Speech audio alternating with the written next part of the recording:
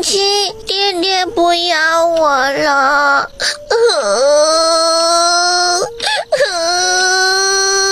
江景别墅内，乔西被一道带着小奶音的哭声吵醒，他懵逼地睁开眼睛，只见一个身着古装约莫2、3岁的小萌宝站在他床前，哭得上气不接下气。乔西脸色一变，吓得差点原地去见他太奶。老天爷呀，有脏东西！瞅了一眼紧闭的门窗，乔西更加确定了这个猜测。他颤抖着手从枕头边拿起手机，刚想报警时，小萌宝张开小胳膊，哭唧唧道：娘亲，抱抱我。看着眼前泪眼汪汪的小萌宝，乔西心里一软，小妹妹，你是谁啊？小萌宝扁着嘴，一脸委屈地说：我是玉玉呀，娘亲不认识我了吗？说着，小萌宝又掉起了小筋斗。乔西突然觉得自己很不是人，竟然把这么一个可爱的小萌宝给惹哭了。不对，是一个小萌鬼才对。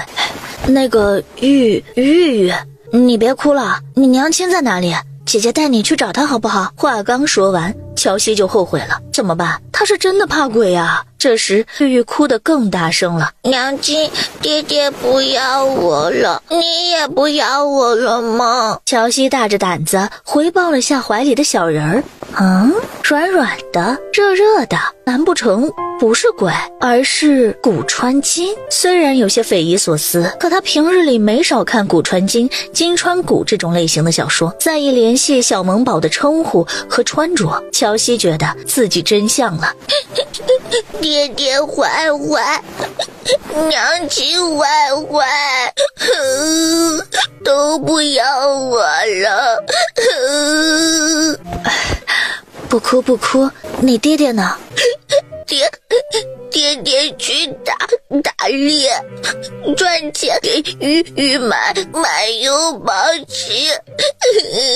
从玉玉断断续续的话语里，乔西总算是搞清楚了事情的真相。原来玉玉的爹爹10天前去山里打猎，至今未归。乔西也不知道他到底是出了意外，还是真的不要玉玉了。见他哭得厉害，只能轻声哄道：爹爹没有不要你，他只是有些事情要忙，一会儿就回来了。玉玉止住哭声，水汪汪的大眼睛一眨不眨地盯着乔西。娘亲，是真的吗？离得近了，乔西才发现玉玉的睫毛很长，小嘴巴像是柔软的果冻似的，让人忍不住想亲一口。可看到她那脏兮兮还带着2条泪痕的小脸，乔西又打消了这个念头。当然是真的啦，姐姐带你去洗脸好不好？话落，一阵急促的手机铃声响起，乔西和玉玉同时吓得一激灵。娘亲，我怕。乔西反应过来，拍了拍玉玉的小肩膀，轻声细语道：不怕不怕，是手机，你不要出声，姐姐接个电话。手机是什么机？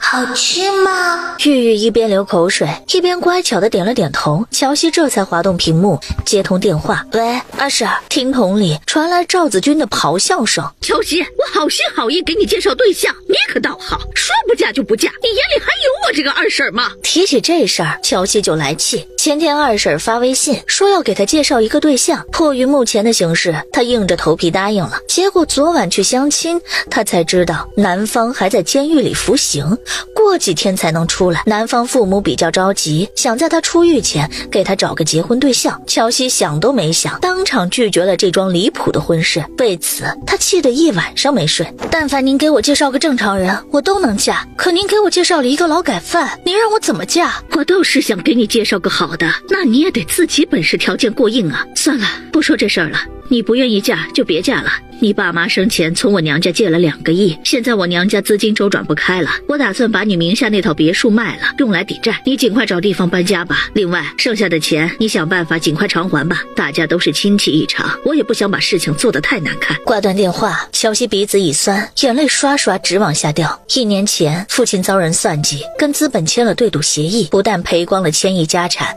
还背上了高额的外债。自那之后，全家就过上了打工还债的苦逼日子。祸不单行，半个月前，父母和哥哥乘坐飞机去京士谈合作时，飞机意外失事，他们也因此殒命，留下他一人孤零零的活着。他现在所住的这栋别墅是18岁那年父母送他的成人礼，很有纪念意义，所以不管日子再难，父母也没想过要变卖他。可如今二婶竟因为他不愿意嫁给一个劳改犯，要把别墅给卖了。乔西越想越觉得憋屈。娘亲不哭。玉玉抬起小手，笨拙地擦着乔西脸上的泪水。爹爹是大英雄，爹爹会保护娘亲的。被这奶乎乎的声音安慰到了，乔西破涕而笑道姐姐没哭，就是迷了眼睛。那我给娘亲吹吹。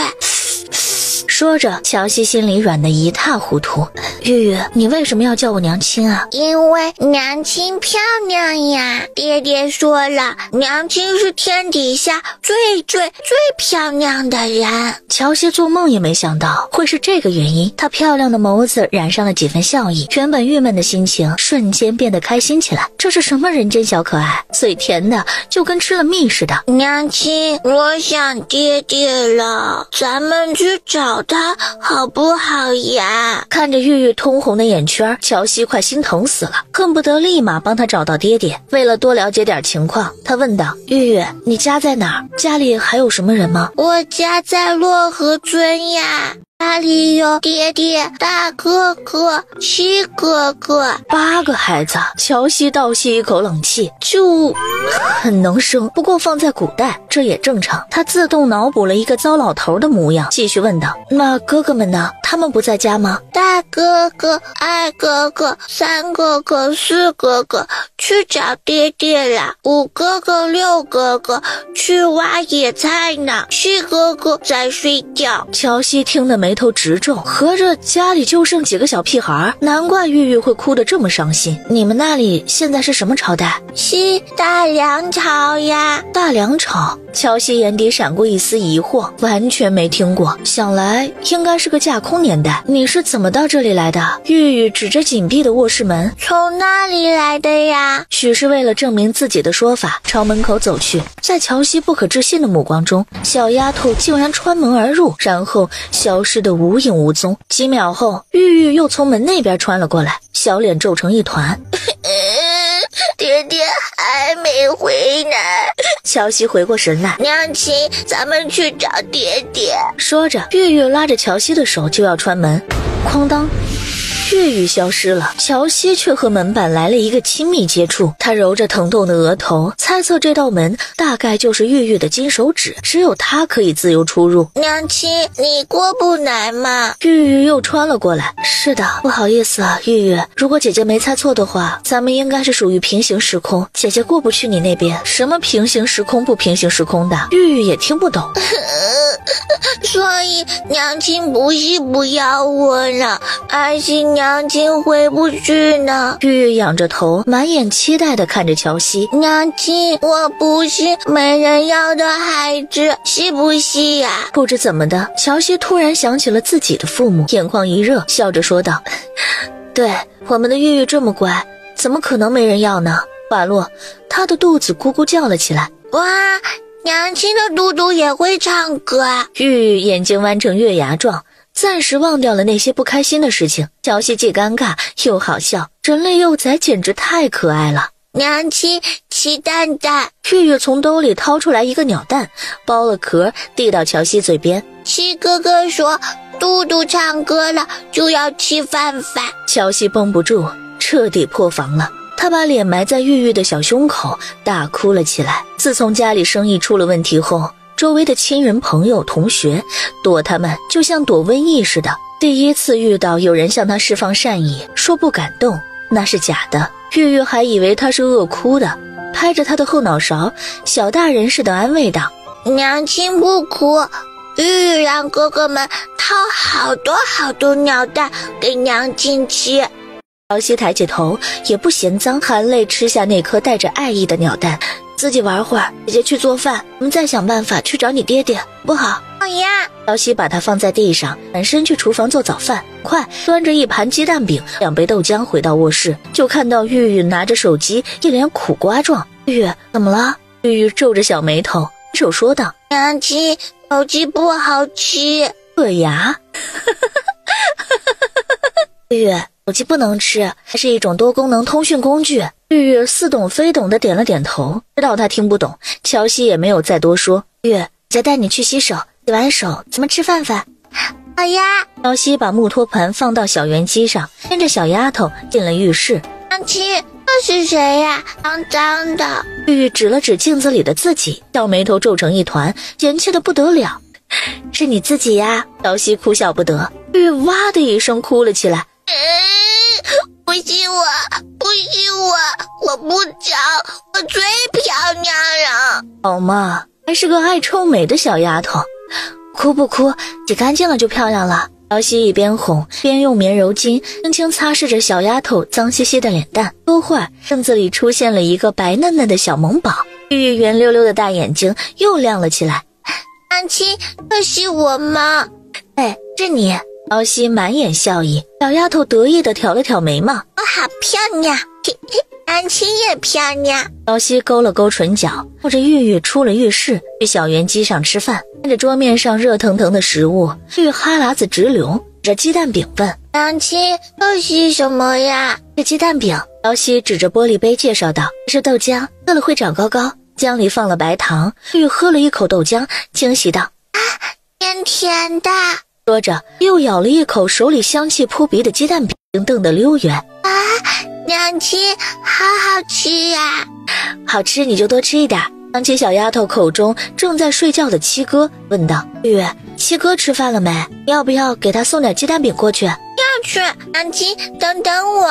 玉玉说完，拿着手里吃剩的半张鸡蛋饼再次穿门而过。梁朝漯河村接连2年旱灾，村里许多人家早就没了粮食，全凭野菜和树皮充饥，宋家也不例外。这时小家伙忽然想起刚刚起床好像没有看到妹妹的身影，他赶紧扔掉手里的土，跑进屋子里找妹妹。妹妹，你在哪里呀？里里外外找了一圈都没有找到妹妹的踪影，小家伙吓得脸色煞白。完了，要是爹爹和哥哥们知道他把妹妹给弄丢了，一定会打死他的。小家伙一边哭一边跑到大门口，准备去村子里找妹妹。七哥哥。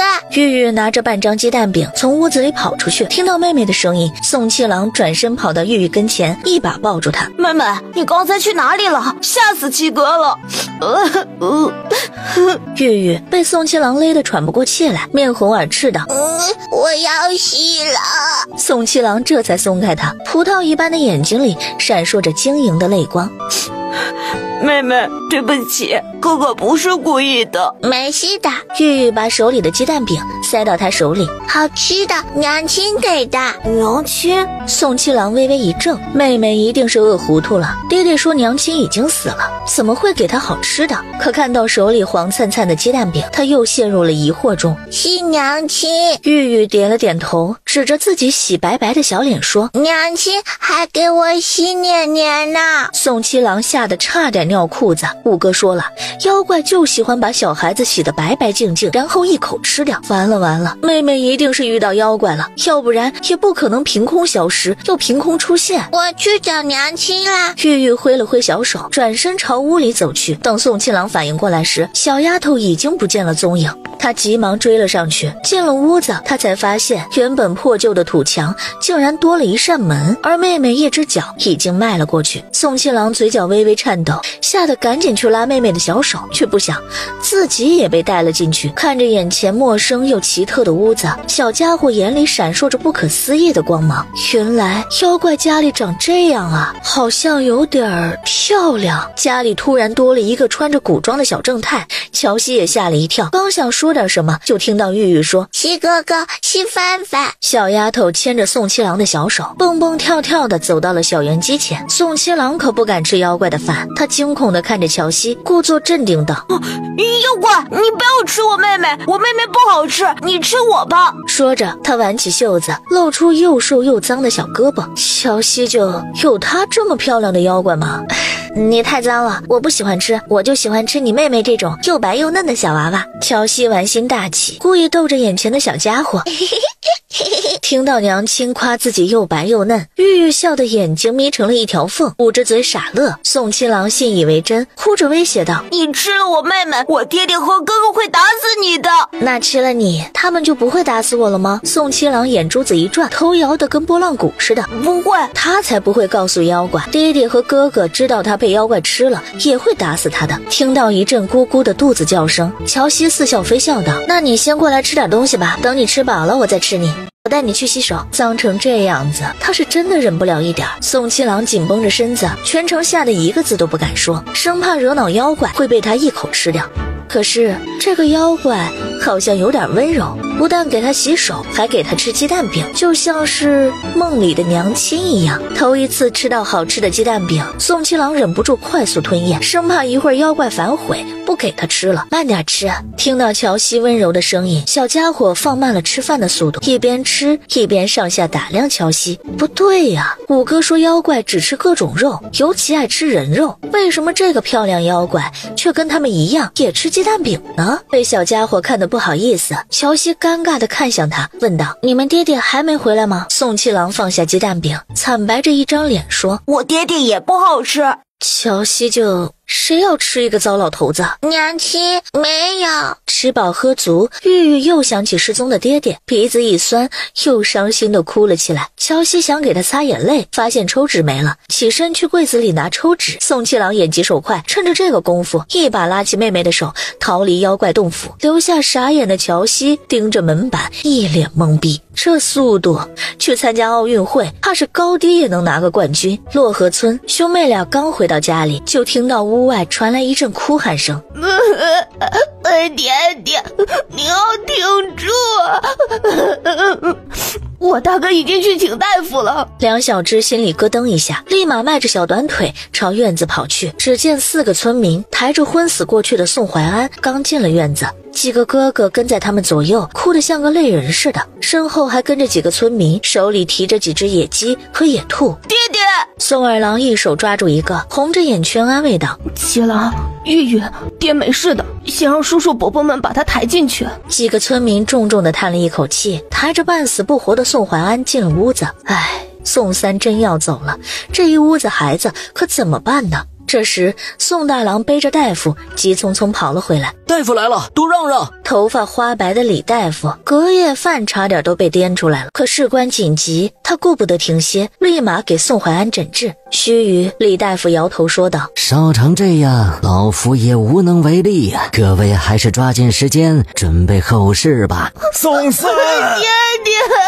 一时间屋里哭嚎声四起，闻讯赶来看热闹的村民听到这撕心裂肺的哭声，也是百感交集。知道几个孩子没有经验，村民们自发地帮着宋三布置灵堂，准备后事，却被宋家几兄弟赶了出去。走！你们胡说，我爹爹才不会死！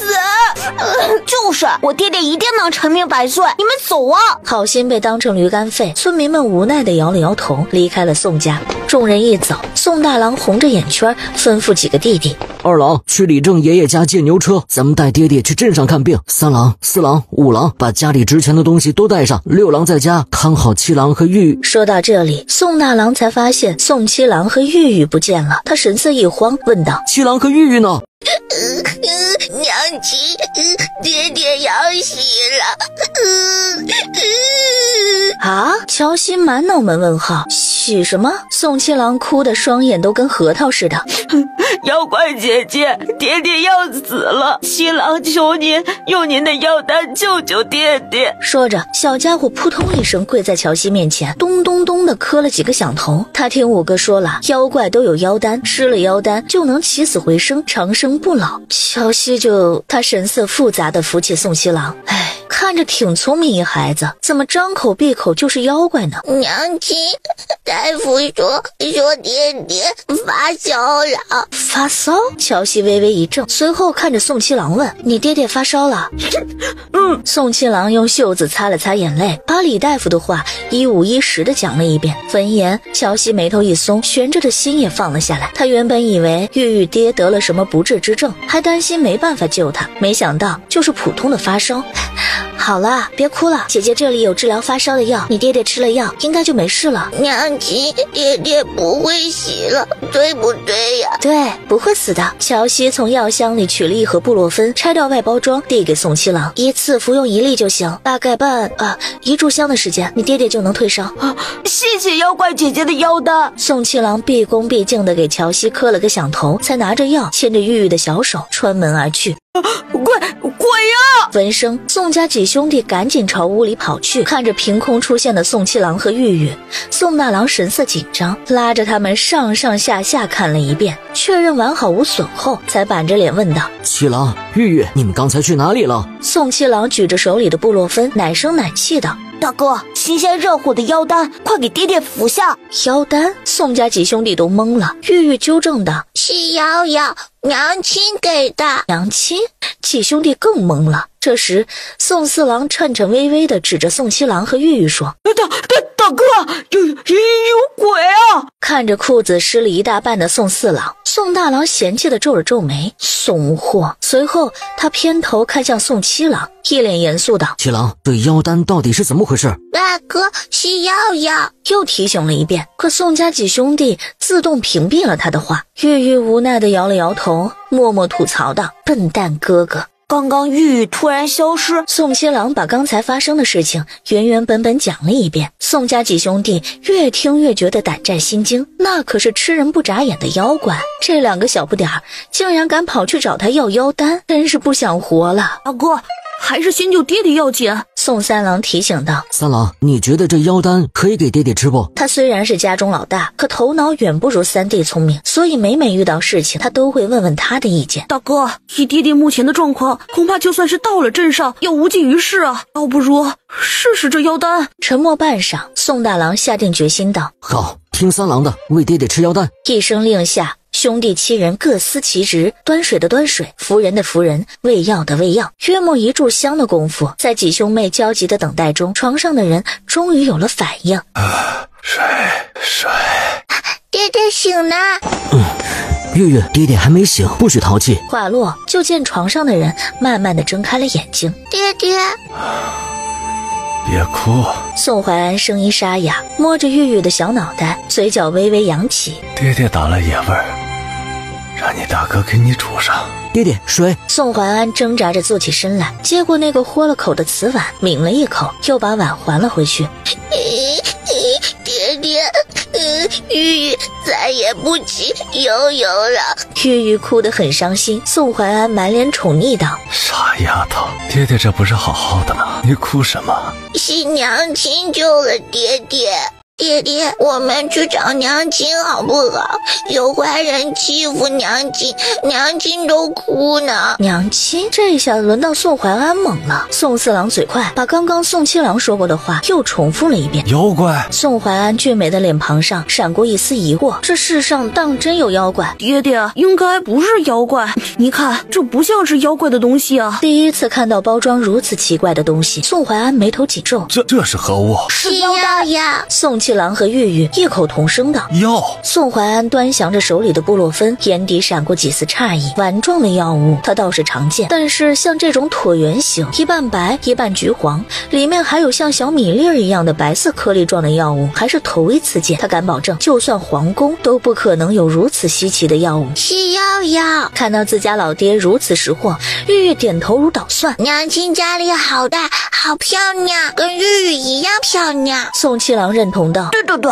妖怪姐姐家是我见过最漂亮的妖怪洞府。宋怀安，合着你还见过其他妖怪洞府？娘亲才不是妖怪，娘亲是漂亮姐姐。宋怀安微微皱眉，不管对方是不是妖怪，人家都救了自己，理应感谢人家。思及此，他扫视了几个儿女一眼，叮嘱道：事关重大，你们几个万不可对外人说起此事。是。宋怀安点点头。大郎、二郎，去把那几只猎物收拾干净，再把我背篓里的那朵灵芝装好，让七郎和玉玉给妖给他送过去。内力退烧药，思来想去，宋怀安摘下了自己随身的玉佩，对宋二郎说：二郎，去找个匣子，把这个装起来，等会儿一并给那位妖姑娘送去。是。宋二郎应了一声，拿着玉佩转身去了自己屋里找匣子。爹爹要鸟蛋。玉玉指着自己的小肚子，奶声奶气的：娘亲嘟嘟也唱歌呢。宋怀安听明白了女儿的意思，顿时心生怜悯，想着妖怪那里应该也缺衣少食，便让宋三郎带着几个小的出去摸了些鸟蛋回来。很快宋三郎带着几个弟弟回来了。爹爹，我们爬了好多树，就找着3颗鸟蛋。他点了点头，吩咐宋大郎取来纸笔，写了一封信。爹爹，宋六郎从惊讶中反应过来，指着土墙，声音有点发抖。活见鬼了，他竟然看到土墙上有一道闪着金光的门。宋怀安看向宋六郎，眯了眯眼睛，思考了片刻后说道：六郎，你跟玉玉和七郎过去。是。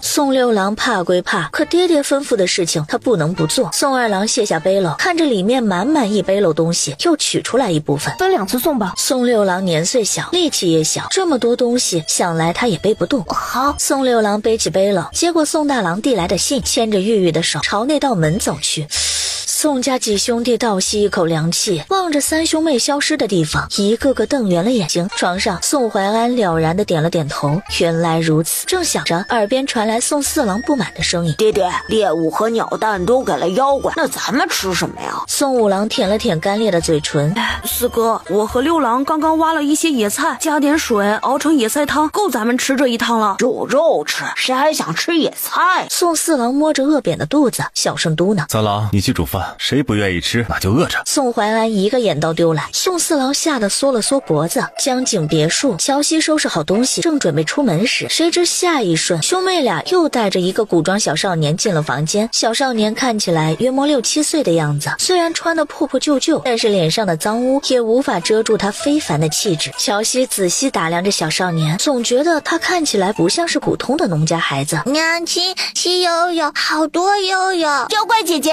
宋七郎躲在宋六郎身后，不自在地打了声招呼：妖姐姐，不谢姐姐的药，爹爹已经退烧，可以让六郎来向姐姐道谢。退烧了就行，不必客气。这孩子虽然脑瓜子也不太好，可比宋七郎有礼貌了许多。妖姐姐说是爹爹打回来的猎物，还有鸟蛋、灵芝，家里还有一些，六郎再回家取一趟。乔西看着地上的东西，制止道：不用了，六郎，我家里什么都有，这些东西你拿回家给家里人吃吧。怪姐姐，我六哥比我好吃，你要吃先吃我六哥吧。宋七郎误会了乔西的意思，还以为他想吃人。小家伙想着家里孩子多6个一个也不多，少6个一个也不少，还是先吃他吧。乔西这孩子真是中毒不轻。宋六郎啊，这是我的好弟弟。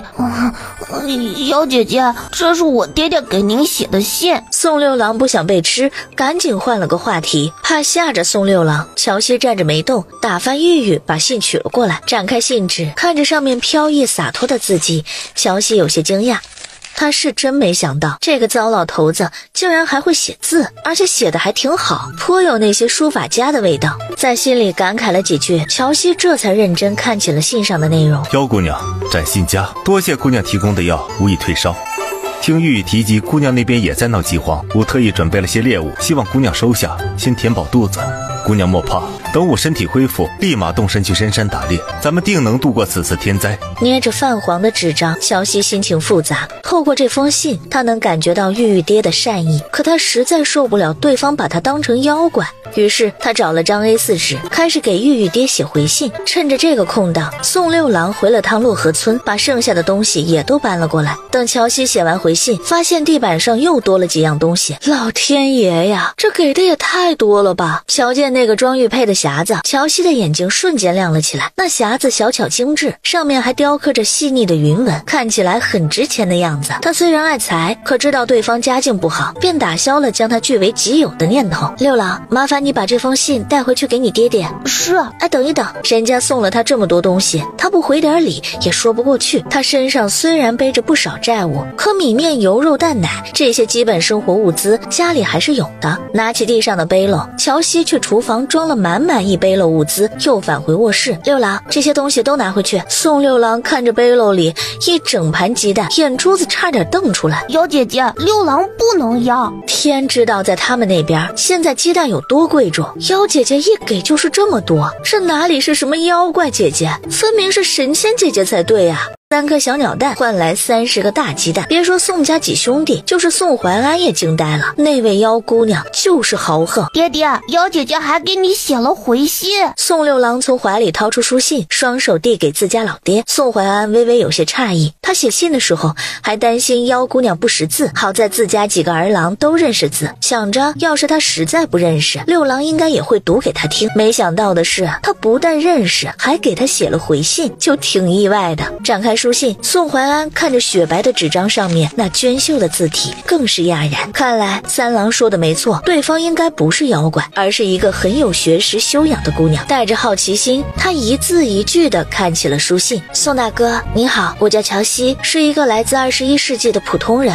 不是什么妖怪。另外我这里也没有闹饥荒，您不用再给我送东西了。六郎送来的几样野味我收下了，灵芝玉佩这些东西太贵重，我就不收了。听玉玉说你们那里饥荒严重，如有需要，我可以免费帮你们采购一批物资，只是我资金有限，只能暂且保证你们一家人的吃穿用度，还请见谅。资金？宋怀安挑眉思索了片刻，猜测应该是银钱的意思。他眼睛亮了亮，照这意思，岂不是说只要有了银钱，就可以麻烦乔西帮他们代买物资？就是不知道那边粮食什么价格。他手里虽然没钱，但也不好意思占人家姑娘的便宜，让人家白送他们粮食。爹，我要吃肉，吃鸡蛋。看着满满一桌子来自妖怪的馈赠，宋家几兄弟也都馋肉和鸡蛋了，一个个眼巴巴地看着自家老爹，口水直流，扫了一眼几个枯瘦如柴的儿女。大郎、二郎去烧火重新做饭，今天吃肉和饼子。宋家几兄弟乐傻了，一个个瞪大眼睛，不可置信地问道：爹爹，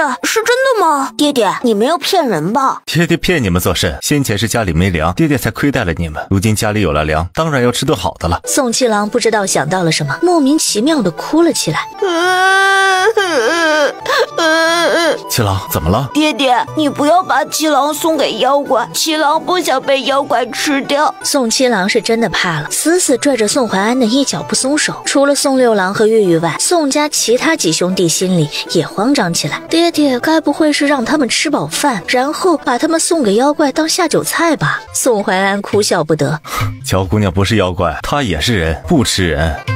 便给几个儿女普及了一下21世纪的事情。乔姑娘那边是距离咱们1000多年以后的世界，所以比咱们这边更发达，更文明。听完之后，宋家几兄弟对妖怪家里好奇的不得了。宋四郎第一个开口：爹爹，我想去妖怪家里看看。玉玉奶凶奶凶的说道：哼，娘亲不是妖怪。玉玉要叫乔姐姐，不能叫娘亲。乔姑娘在信上说了，她还没有成婚，玉玉这样叫人家，对人家名声不好。为什么呀？因为她不是娘亲，娘亲早死了。是个骗人，娘亲才没有死。玉玉小嘴一瘪，哭了起来。宋怀安狠狠瞪了宋四郎一眼，越看越觉得这小子就是上天派来惩罚他的，干啥啥不行，偷懒闯祸第1名。好了，玉玉不哭了，让大哥给你做肉包吃，好不好？听到肉包，玉玉收起眼泪，点了点头。宋大郎笑了笑，打开面粉袋子，惊讶道：爹爹，这是面粉吗？怎么白的跟雪似的？宋怀安捏了一小撮面粉，眼底也闪过几丝惊讶。这面粉不但白如冬雪，还很细腻，想来价格应该也不便宜。放下手里的面粉，他无意中瞥见那枚被退回来的玉佩和灵芝，当即打定主意，提笔给乔西写信。江景别墅，这时耳边传来一道熟悉的声音：娘亲。乔西朝门口看去，只见玉玉笑眯眯地朝他跑来。宋七郎跟在他身后，端着一个豁了口的瓷碗，碗里放着几个包子。玉玉来了。玉玉嘻嘻一笑，从碗里拿了一个肉包往乔西嘴里塞。西肉包。架不住小丫头的热情，乔西咬了一口，脸色微变，一股子肉腥味儿，这也太难吃了吧。对上玉玉水汪汪的大眼睛，他还是硬着头皮咽下了。乔姐姐，吃了肉包你就不能吃七郎了哟，要不然以后就没人给你送肉包子吃了。许是担心乔西不答应，小家伙皱着小眉头，一本正经地说：肉包可是这世上最好吃最珍贵的食物，比七郎好吃多了。知道了。乔西无奈地叹了口气，这孩子怕是真魔怔了。宋七郎的瞳孔瞬间放大。乔姐姐，你真的不吃七郎了吗？宋七郎乐坏了，大着胆子递了个包子给乔西。乔姐姐，你吃，我大哥包的包子可好吃了。他一边说一边咽了咽口水。大哥总共蒸了10个肉包，他们一人半个，给妹妹留了2个，剩下的爹爹让他拿来送给乔姐姐吃。他都快羡慕死乔姐姐了，这是什么神仙日子呀，一个人竟然能吃4个肉包。姐姐吃饱了，你吃吧。乔西可没忽视小家伙吞咽口水的动作。宋七郎舔了舔嘴唇，摇头说道：七郎不吃，乔姐姐吃。等他吃饱了，就再也吃不下他了。嘿嘿，他可真是个大聪明。乔西没有再劝他，起身去零食柜装了2大塑料袋，拿给玉玉和宋七郎吃。看着一大包红红绿绿的东西，2小只眼睛亮了又亮。娘亲，这是什么呀？玉玉像个好奇宝宝似的，指着一包番茄味的薯片问：薯片？乔西拆开薯片包装递给他。玉玉不怕乔西，他给什么就吃什么，时不时的还要评价2句。脆脆的，酸酸的，好好吃。宋七郎却有些拘谨，盯着玉玉手里的零食，口水差点掉在地上。吃吧，一会儿把剩下的带回去，给你爹和哥哥们也尝尝。人家请他吃肉包，他礼尚往来，回请他们吃零食也是应该的。食欲最终战胜了理智，宋七郎咬了一口瑞士卷，瞬间好吃的差点飞起。这叫什么卷的东西？也太好吃了吧！甜甜的，软软的，比肉包可好吃多了。吃完一个瑞士卷，小家伙意犹未尽道：乔姐姐，我可以再吃一个吗？换个口味尝尝。乔西拆了一个草莓派给宋七郎。娘亲，我也要。乔西又给了他一个。宋七郎吃得太急，噎了一下。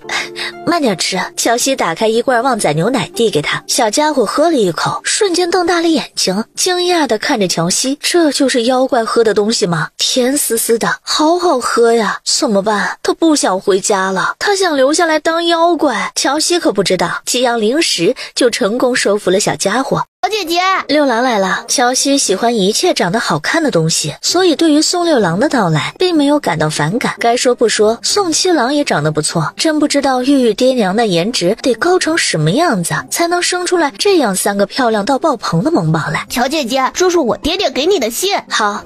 乔西给了宋六郎一包虾条，打开书信看了起来。乔姑娘，真是抱歉，是七郎不懂事，误把姑娘当成了妖怪，还望姑娘见谅。多谢姑娘送来的物资，我代表一家老小向姑娘表示感谢。如今洛河村饥荒严重，几个孩子食不果腹，姑娘愿意帮忙采购物资，吾一家感激不尽。只是吾手头亦没有银钱，只有这枚玉佩和灵芝，不知姑娘那边可有当铺，能将此物换成银钱，然后代为购买物资。若是能换，姑娘只需购买1半银钱的物资，剩下1半的银钱就当做姑娘的酬劳。若是不能换，等过2日吾身体康复，去镇上换了银钱，再交由姑娘帮忙代买物资。看完书信，乔西脑子转了转，他之所以答应给宋家人免费提供物资，完全是因为玉玉向他释放的善意。既然玉玉爹要给钱，那他不要白不要，毕竟他现在不但背着巨额欠款，还没了工作，二婶还催着他尽快搬离别墅，懒得再写复杂的繁体字。乔西找了个不用的旧手机，格式化之后录了一段语音：六郎，这个是手机，一会儿你。宋六郎盯着手机，满眼都是惊讶，这么一个小小的盒子竟然能发出乔姐姐的声音，真是神奇。乔西问：学会了吗？宋六郎点头，当着乔西的面给他演示了一遍如何播放录音，如何录音。待乔西确认没问题后，他才拿着手机，背着背篓，领着2小只回了自己家。怎么样？乔姑娘回信了吗？回了。宋六郎顾不得放下背篓，便点开手机里的录音，一道甜美清脆的声音在屋子里响起：宋大哥，你的提议我答应了。宋家父子集体懵逼。谁在说话？宋四郎吓得裤裆又湿了一片。老天奶呀，大白天的，这是又有鬼了吗？闻到一股尿骚味，宋怀安没好气的朝宋四郎投去一个眼刀。早知道这个臭小子是个怂货，当初就不应该把他捡回家。是娘亲。玉玉从兜里掏出一个旺旺雪饼，撕开包装，咔嚓咔嚓吃了起来。宋家几兄弟看得口水直流，却也知道那是妹妹的东西，不能眼馋。妹妹，给4哥吃一口。宋四郎实在忍不住了，凑到玉玉跟前，眼睛直勾勾地盯着他手里的雪饼。宋四郎，你可要点脸吧。宋三郎轻易不骂人，除非忍不住，就比如现在。妹妹的东西你也好意思要？切，有啥不好意思的？宋四郎捡起玉玉掉在地上的渣渣，直接塞进嘴里，那副不要脸的模样，看得老宋家众人嘴巴直抽抽。是个脏脏，娘亲说掉地上了就不能吃了。宋四郎管不了那么多，趁玉玉不注意，从他手里掰了一小块雪饼扔进嘴里。好好吃啊，还是妖怪会享受，吃的东西都比咱们吃的东西好吃。怎么办？搞得我都想当妖怪了。这话提醒了宋七郎，小家伙扑通一声跪在地上，砰砰砰磕了几个响头。爹爹，七郎想当妖怪，特意向您辞行。在宋家众人惊讶的目光中，宋七郎起身收拾了几件破衣裳，毫不犹豫地穿墙朝乔西家走去。结果一只脚刚迈过去，就被宋六郎拽了回来。不许瞎胡闹！宋怀安快要被这几个儿子给气死了，瞅了一眼正在舔手指的闺女，他的心都快化了。还是闺女好，懂事儿啊！爹爹，七郎没有胡闹，七郎就是要当妖怪。宋七郎态度强硬，当妖怪既可以吃香喝辣，还能住大房子，可比当人强多了。宋怀安抿唇，脸色也比刚才冷了几分。宋家几兄弟知道爹爹生气了，一个个低着头，大气都不敢出一声。宋七郎也怕怕的站在一旁，不敢吭声。被宋七郎这么一打岔，宋怀安也没有听清刚才乔西说了什么，他皱着眉头问宋六郎：六郎，乔姑娘刚刚都说什么了？你给爹爹复述一遍。爹，这个可以重播。宋六郎一边说，一边又给宋怀安放了一次录音。饶是一向见多识广的宋怀安，此刻也瞪圆了眼睛。这玩意儿还能重播？仔细听完乔西的录音，他拿着手机好奇地打量了起来。宋六郎贴心地介绍道：爹爹，这是手机。宋怀安学习能力很强，不多会儿就学会了录音，给乔西录了一段语音。他把手机交给宋六郎，让他再跑一趟。宋六郎抬了抬脚，刚准备走时，宋怀安又把他叫了回来。六郎，把手机给玉玉，以后你和七郎未经允许，不许再去乔姑娘家里了。毕竟男女有别，先前是他疏忽了。是。宋六郎把手机递给玉玉，玉玉拿着手机转身跑了。爹爹，乔姐姐又给咱们送了不少吃的喝的。不等宋怀安开口，宋四郎已经走过来，乐呵呵的从背篓里掏东西。这是什么果子啊？怎么这么大这么红啊？宋四郎拿着一个红富士苹果，咔嚓咬了一口。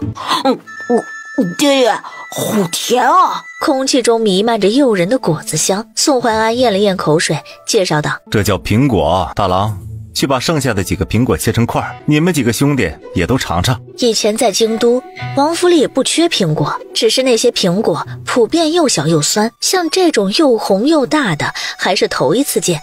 宋大郎美滋滋地拿了一个苹果，去灶房切成小块，端了进来。几兄弟自然知道好东西都要留给妹妹，所以也不是非，一人拿起一小块吃了起来。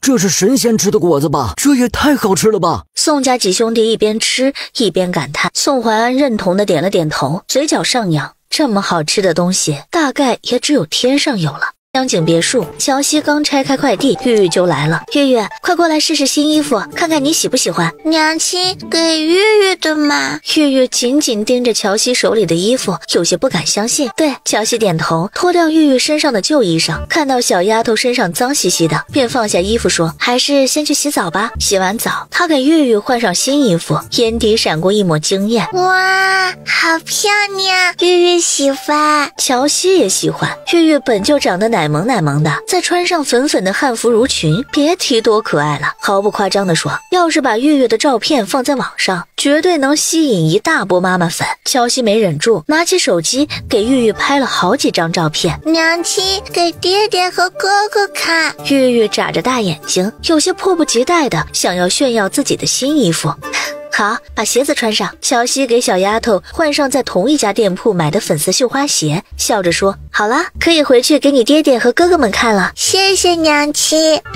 玉玉低头看了一眼脚上的新鞋子，喜欢的不得了。她指了指床上的手机，跟乔西说道：爹爹跟娘亲说话话了。说完之后，小丫头一蹦一跳的回了自己家。乔西走到床边，拿起手机打开录音，一道低沉且富有磁性的声音从里面传出来：一切全凭姑娘做主。短短几个字，却让乔西大吃一惊。听着声音，对方年纪应该也不大，怎么会有8个孩子？难不成他不但娶过妻子，还有过妾室？想到这里，乔西无奈地摇了摇头，一夫多妻，这在古代可太正常了。虽然他不理解玉玉爹那么穷，还娶那么多老婆，生那么多孩子的这种行为，但是身为一个现代的旁观者，他只能选择尊重并祝福。许是昨晚没有睡好的缘故，乔西突然有些犯困，他把手机扔到一旁，想着稍微眯一会儿，等会儿玉玉来了再陪他玩会儿。谁知道这一眯，竟然一觉睡到了次日早上9点。找好了吗？什么时候可以搬走啊？哎呀，不是二婶催你，是我娘家这边在催二婶儿，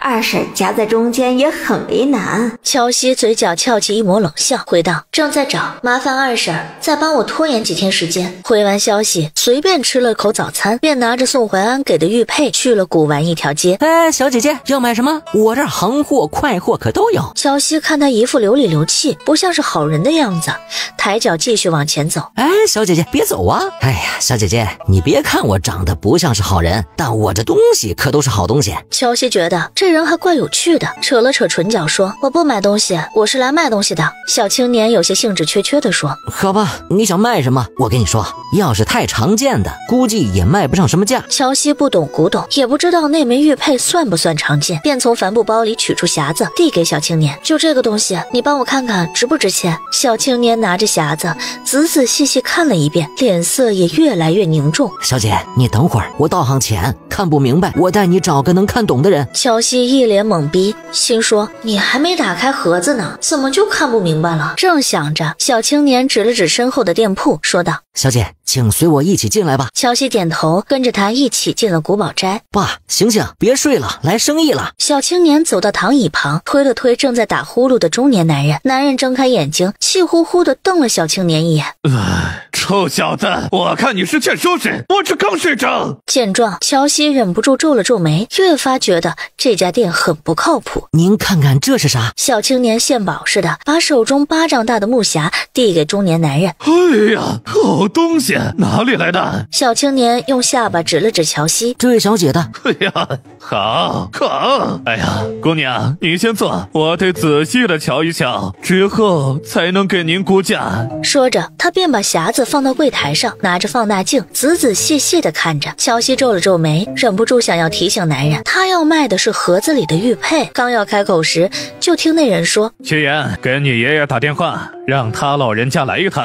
哎，齐言应了一声，立马掏出手机给齐老爷子打电话。收到好东西了，爷爷，是我收的。齐言呲着大白牙，抢先邀功。爸，我眼拙，看不出来是哪个朝代的物件，劳烦您给长长眼。齐老爷子接过儿子递来的放大镜，一边看一边惊叹：桃木做的，做工很细致，确实是个好东西。闻言，乔西脑海里闪过一个成语：买椟还珠。不过想想也是，这匣子可是古代的东西，怎么就不算古董呢？既然他们觉得东西不错，那他就分开卖，匣子是匣子的价钱，玉佩是玉佩的价钱，呵呵，血赚。这时，齐老爷子小心翼翼地打开匣子，看到里面躺着的玉佩，又是一惊。小姑娘，你这东西是哪儿来的呀？祖传的。乔西回道。齐老爷子了然的点点头。小姑娘，实不相瞒呐，你这东西确实是好东西。如果我没有看走眼的话，这应当是大梁朝的东西。大梁朝？齐明礼和齐言父子皆是一惊，难怪他们父子俩看不出个所以然来。他们家世世代代都是捣鼓古董的，可这大梁朝的东西，他们还真就没见过。不只是他们，估计全世界玩古董的人都没几个见过的。乔西扬了扬唇角，看来这小老头还是有两把刷子的，竟然能看出朝代来。没错，是大梁朝。虽然咱们国家的史书上几乎没有任何关于大梁朝的记载，但是这个朝代可是个传奇的朝代。我也是听我爷爷曾经提起过，他说这大梁朝之所以传奇，这个朝代有位姓宋的少年将军，他10岁替父上了战场，12岁孤身一人勇闯敌营，砍下敌军首领的脑袋， 15岁，带着士兵将大梁朝的版图又扩大了一倍，人称瑞王。可惜天妒英才，22岁便战死在沙场。说到这里，齐老爷子遗憾地摇了摇头。乖乖，爷爷，您没吹牛吧？我12岁的时候还尿床呢，他12岁怎么就砍下敌军首领的脑袋呢？你当谁都跟你们父子俩似的？齐老爷子瞥了郝大孙一眼，齐言皱了皱眉，小声嘀咕道：怪我了。不怪你，怪我生下一个懒货儿子，我的懒货儿子又给我生下一个懒货孙子。齐老爷子气得吹胡子瞪眼，要不是乔西还在，他真想给这2个不争气的子孙一人一巴掌。哎呀，爸，你消消气，你消消气。乔西站在原地，一时间走也不是，不走也不是，尴尬极了。急用钱，他只能岔开话题道：老爷子，那我这个东西能值多少钱？齐老爷子秒变严肃脸。姑娘，你是打算都卖还是只卖匣子？玉佩我忘记拿出来了，担心老爷子坑他，所以乔西扯了谎。姑娘，你这匣子我出3万。乔西愣了一下，好家伙，他原本还想着卖个几千块就可以了，谁知道直接翻了差不多10倍。激动归激动，但是乔西可没忘记他们爷孙3人初见匣子的表情。他眼珠子一转，慢条斯理道：老爷子，这是欺负我年纪小，不懂古董了。这样吧，一口价8万，你这玉佩要是卖，我也一并收了。你要是想比价也是可以的，但是我敢保证这条街上不会有人比我的价格更高了。原因无他，这条街都是棒槌，能看出这是大梁朝的物件的估计没有，看都看不出来，自然也不会给高价。乔西犹豫了一下，成，8万就8万，玉佩我不卖，我家里还有个比这个匣子大一点的匣子，您这儿还收吗？收。姑娘，你那个玉佩可是个好东西，低于这个数不要出手。乔西看着他伸出来的5根手指，试探道：50万还挺值钱的。齐老爷子摇头，压低声音道：500万。唉，姑娘，看在我这么实诚的份上，以后有好东西可记得来我这儿啊。乔西瞪大眼睛，觉得很不可思议，一块平平无奇的玉佩而已，竟然值500万。见状，齐老爷子的心都在滴血。得，看来这姑娘也是个棒槌，可他刚刚竟然被这个棒槌忽悠的多给了人家5万。唉，罢了，就当结个善缘吧。这样想着，齐老爷子心里舒服了一些。小姑娘，古董的价值不单单是靠物体本身决定的，它背后的历史背景和文化底蕴也是决定它价值的重要原因。目前市面上还没有任何大梁朝的文物，所以价格自然要高上一些。500万只是最低价。乔西了然地点了点头。我明白了，物以稀为贵。说完之后，他的目光又重新落在了木匣上。照这么说，8万块好像是卖便宜了，也不知道现在涨价还来得及不？许是看明白了他的小心思，齐老爷子一把抱起木匣，死死地护在怀里。姑娘，咱们刚刚可是说好了，不带临时变卦的，做人不能言而无信。瞧您这话说的，我看起来像是那种言而无信的人吗？当然不是了，看在姑娘是个讲究人的份上，我再给姑娘说点有用的信息。乔西讪讪一笑，您请说。我刚刚看了你手里的这枚龙纹玉佩，这材质和做工不像是普通老百姓所能佩戴的，也就是说，它应该出自古代的某个达官贵族家，而且它上面刻了一个宋字。如果它是出自于少年将军所在的那个宋家，那这东西的价格又得翻上一番。1000万，乔西人都傻了。照这个说法，那他卖上20个这样的玉佩，不就能还清二婶娘家的钱？别墅不也就能保下来了？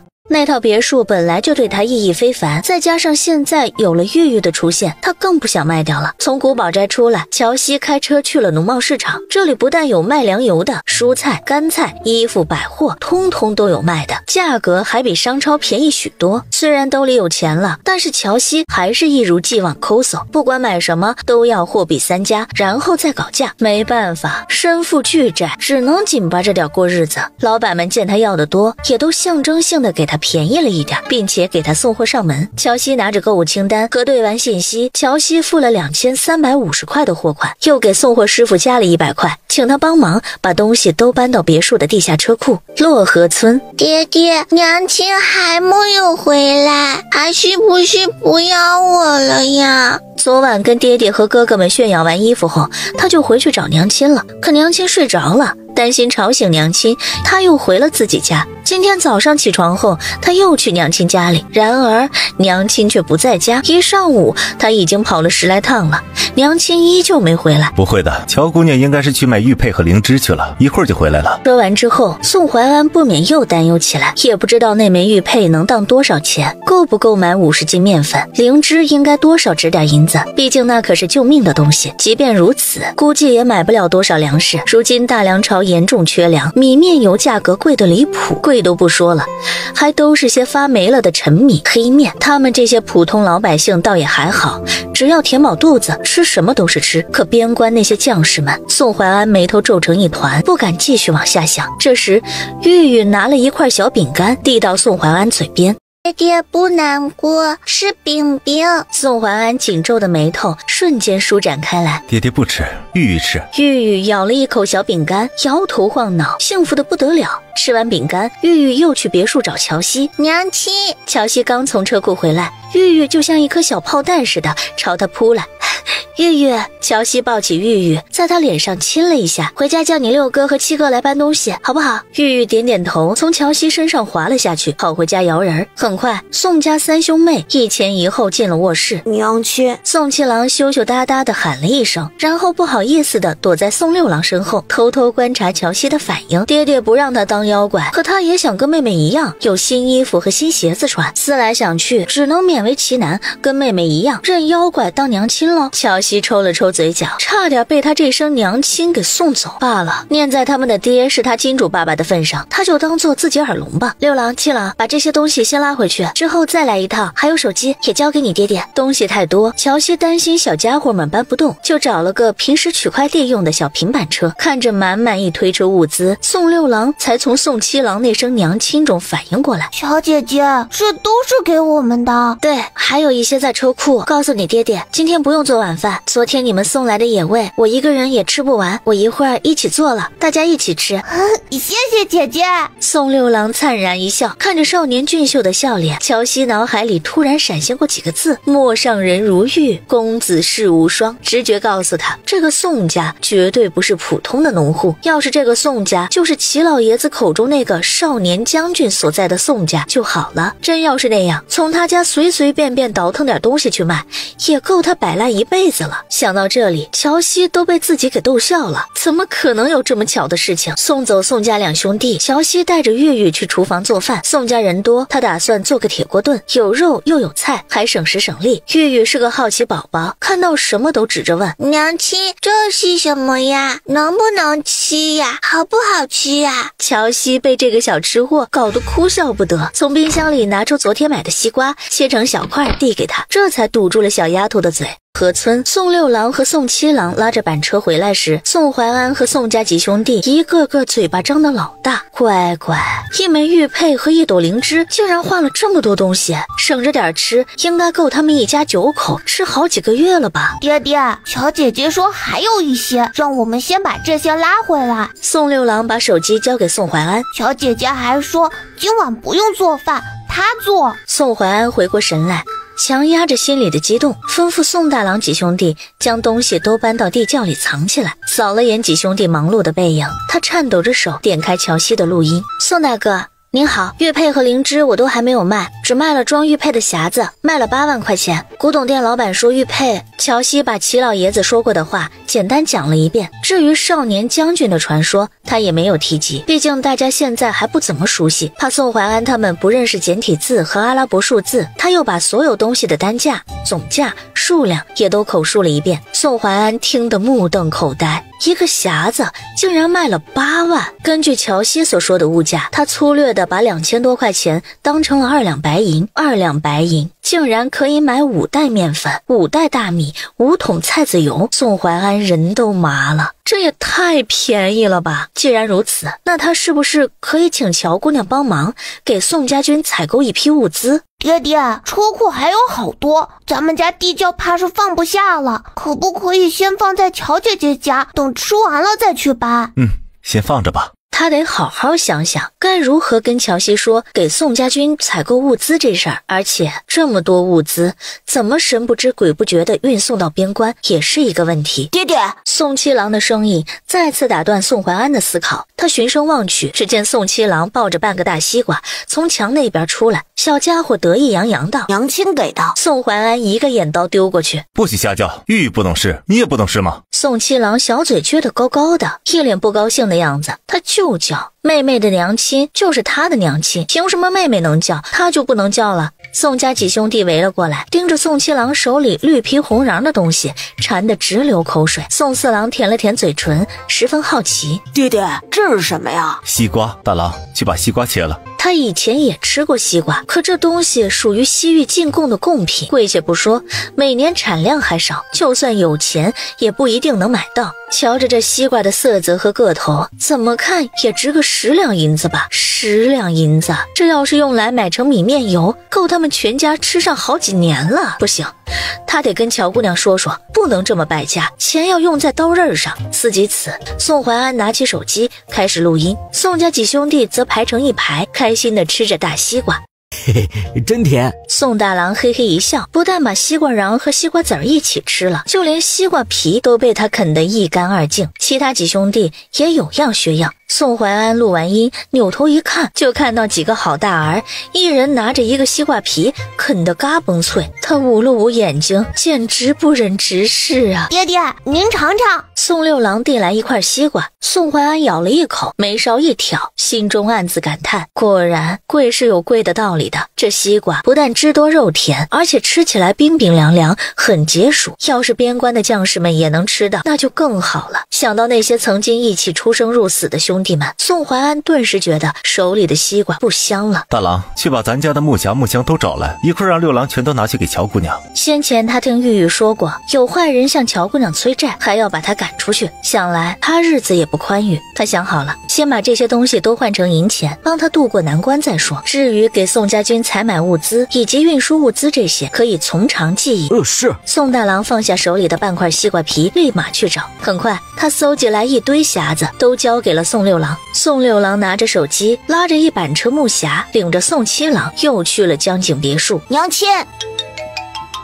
有了第一次，宋七郎再叫乔西时丝毫没有负担。乔西就咋还叫上瘾了？宋六郎瞪了宋七郎一眼，然后一脸歉意地看向乔西：乔姐姐，不好意思，爹爹已经说过七郎和玉玉了，六郎一会儿回去会如实告知爹爹，让爹爹收拾他们的。一个称呼而已，乔西也没放在心上，摆手说道：没事。宋六郎把手机递给乔西：爹爹说剩下的物资就暂时先放在您家。好。乔西点头，接过手机，点开第一条录音。乔姑娘，物资无已收到，剩余的银钱姑娘可随意支配。至于那枚玉佩，姑娘若是想留就暂且留着，将来若是实在缺钱，可以随时变卖。龙纹玉佩是宋家祖传之物，若不是因为乔西对他有救命之恩，宋怀安也不会把玉佩送给他。虽然乔西没有收，但在宋怀安心里，他已经是玉佩的主人了。适当是留，全凭乔西做主。乔西听得心里暖暖的，被陌生人信信任的感觉可真好。如今大梁朝饥荒，姑娘又被人催债，像西瓜这种金贵的东西，咱们要少买，把钱花在刀刃上。若姑娘喜欢吃西瓜，等将来我手头宽裕了，请姑娘吃个够。听到这里，乔西忍不住笑出声来。玉玉爹还挺会过日子的，不过西瓜在现代可不算什么金贵东西，他买的时候一斤是1块7毛，10斤重的西瓜下来才17块钱，不算贵。第一条录音结束，乔西又点开第2条。乔姑娘，家里还有些木匣和木箱子，想请你变卖。变卖的钱财，姑娘尽管拿去用，若是不够，我再帮你想办法。只是将来还需要姑娘帮忙采购大量物资，希望姑娘到时候不要嫌弃我麻烦。乔西听得热泪盈眶，没想到他人这么好，竟然主动提出帮他。既然人家对他这么好，他也该投桃报李，今晚必须加餐。乔西放下手机，重新回到厨房忙活。宋七郎像个跟屁虫似的跟在乔西屁股后面，有意无意的将自己露脚趾的破鞋子展示给他看。娘亲，七郎把地板踩脏了。没事，我一会儿拖一下就好了。娘亲，菜叶子掉在地上了。啊，我一会儿扫。乔西忙着备菜，压根儿没有注意到小家伙的小心思。宋七郎就怎么办？娘亲都不看地板。忽然，小家伙眼珠子一转，说道：“娘亲，你的鞋子真好看，不像七郎的，都露脚趾了。”这茶里茶气的话，终于成功吸引了乔西的注意力。他低头瞅了眼自己脚上的白色洞洞鞋，然后把视线移到宋七郎脚上。见状，宋七郎赶紧把脚往前蹭了蹭，这一下5根脚趾头全都跑到鞋外了。瞧着他那脏兮兮的小脚和破鞋，乔西皱了皱眉，偏头去看宋六郎的脚。宋六郎可没宋七郎这么不要脸，小少年使劲地把脚往回缩了缩。乔西点了点头，还好，六郎的鞋子虽然有点磨损，看来得给宋家父子安排一些新衣服和新鞋子。乔西回到卧室，取了一个软尺交给宋六郎。六郎，回家量量你爹爹和哥哥们的衣服鞋子的尺寸，姐姐给你们买几身新衣服和新鞋子。宋六郎今年6岁半，尽管少年老成，但是骨子里依旧是个孩子。这会儿听到有新衣服穿，别提多开心了，拿着软尺就往回跑。看着他美滋滋的背影，乔西这才注意到小少年的鞋底破了2个大洞。老天奶呀，这宋家怎么穷成这样了？目的达到，宋七郎笑眯眯地坐在小板凳上，跟玉玉一起帮乔西摘菜。小家伙是个话痨，不用乔西问，就开始嘚啵嘚地向他介绍自家的基本情况。很快，乔西便对宋家所有人都有了一个最基本的了解。在宋七郎口中，他们的爹爹宋怀安更是了不得的大英雄，不但认识字，还会打大老虎，而且还是村里长最俊俏的汉子。宋六郎刚进别墅，就听到宋七郎正在给乔西讲王寡妇和自家爹爹的2、3事，脸色瞬间变得难看起来。七郎，闭嘴！宋七郎缩了缩脖子，立马闭上了嘴巴。乔姐姐，莫听七郎胡说，爹爹和王寡妇之间清清白白，绝无私情。宋六郎嘴里这样说着，可他心里也没底，毕竟村里人都说王寡妇马上就要嫁给爹爹，给他们当后娘了，清不清白的跟乔西也没啥关系。他淡淡的点了点头，知道了。宋六郎眸光闪了闪，把写好尺寸的纸张连同软尺一并递给乔西。爹爹说不用给他买新衣服和新鞋，他有。事实上，宋怀安的衣服破得堪比抹布，鞋子就是一双破草鞋。可他想给乔西省钱，便撒了个善意的谎言。乔西也猜到了宋怀安的心思，问了宋六郎他的身高和体重，打开手机去昨天给玉玉买衣服的那家拼夕夕店铺进行大采购。一件衣服不过110来块钱而已，用不着省。1、2、3，乔西一连数了好几遍，才发现纸张上是5个人的尺寸，疑惑道：“啊，怎么少了一个？”宋六郎皱眉，如实说道：“量尺寸的时候，四哥在睡觉，爹爹说他太懒，不配穿新衣服，就没量他的。”乔西哦了一声，在心里默默给宋怀安点了个赞。都说3岁看小，7岁看老，宋四郎现在才8岁，就已经懒成这样，要是再不好好教导教导，将来大概率会成为一个废物。奖罚分明，宋怀安这个爹当得不错。给宋七郎量了尺寸后，乔西给宋怀安父子7人，一人挑了2身款式最简单最便宜的汉服和2双布鞋。他现在是个穷人，该花的花，该省也得省。准备付款的时候，他瞧着店铺里的女童汉服襦裙和小绣花鞋非常好看，没忍住又给玉玉买了2套。小姑娘嘛，当然要打扮得漂漂亮亮的。至于小子们，有衣服穿就行了，没得挑。等衣服的时候，乔西把饭菜也做好了，满满一大锅铁锅炖，再加一小盆凉拌黄瓜、糖拌西红柿、葱花炒鸡蛋、可乐鸡翅。主食有米饭，有馒头，还有葱花饼。原本还想做个汤的，乔西又觉得麻烦，正好冰箱里还有些可乐，索性给宋家父子一人安排1瓶。洛河村，宋四郎是被饿醒，醒来第一时间就是问宋大郎：“大哥，饭啥时候好啊？”宋大郎瞥了他一眼，望眼欲穿地盯着土墙，也不知道乔姐姐家的饭菜什么时候能做好，他也有些饿了。正想着，就看到宋六郎拉着熟悉的平板车从墙那边穿了过来。爹爹，大哥、二哥，开饭了。爹，小姐姐说西瓜、肉、衣服这些在他们那边可便宜了，1两银子可以买很多，让咱们放心吃、放心穿，不用省。宋六郎一边说，一边把手里的热牛奶递给宋怀安。小姐姐说您身体还没有康复，不能喝快乐水，就给您准备了牛奶。宋怀安接过牛奶，嘴角微微扬起。知道了，替爹爹谢谢你们乔姐姐。对了，你如今也是大孩子了，眼里要有活，若是你们乔姐姐那边需要什么帮助的话，你记得搭把手。人家帮了他们父子，他们理应帮帮人家。好的，爹爹。宋六郎点头如捣蒜，突然想起什么，小少年抬眸看着宋怀安，一本正经道：“爹爹，西郎刚刚跟乔姐姐说了您和王寡妇的事情。”说完之后，宋六郎紧张兮兮地看着宋怀安，他知道这些年爹爹一直想给他们找个娘亲照顾他们，可他一点也不喜欢那些女人，尤其是王寡妇。他真怕爹爹脑子一抽，把王寡妇娶进家门，那他们几兄妹以后怕是也没个消停日子了。宋怀安脸黑的都能滴出水来，臭小子，还真是口无遮拦。他跟王寡妇能有什么事儿？有必要跟乔姑娘说吗？扫视一圈，没见到宋七郎的影子，想着他应该是在乔姑娘家。宋怀安冷哼一声，先吃饭，等会儿那个臭小子回来，再好好收拾收拾他。闻言，宋六郎整个人都不好了，爹爹该不会真的看上王寡妇了吧？不只是他，宋大郎几个也都皱起了眉头。六郎，这是什么菜啊？没心没肺的宋四郎才懒得管宋怀安和王寡妇那点破烂事儿，指着糖拌西红柿说：“又酸又甜，还怪好吃的呢。”宋六郎白了他一眼，没好气道：“糖拌西红柿，吃，就知道吃。等王寡妇进了家门，看你还吃啥？”宋四郎可不知道，弟弟正在心里蛐蛐自己，乐呵呵的拿着可乐摇来摇去。这个呢？肥宅快乐水，喝了就能变快乐的水吗？宋四郎一边问，一边尝试着打开，捣鼓了老半天也没能打开。宋六郎看不下去，取了一瓶新的，拧开瓶盖喝了一口。能不能变快乐他不知道，他只知道他现在很不快乐。他宁可永远不要后娘，也不想王寡妇给他当后娘。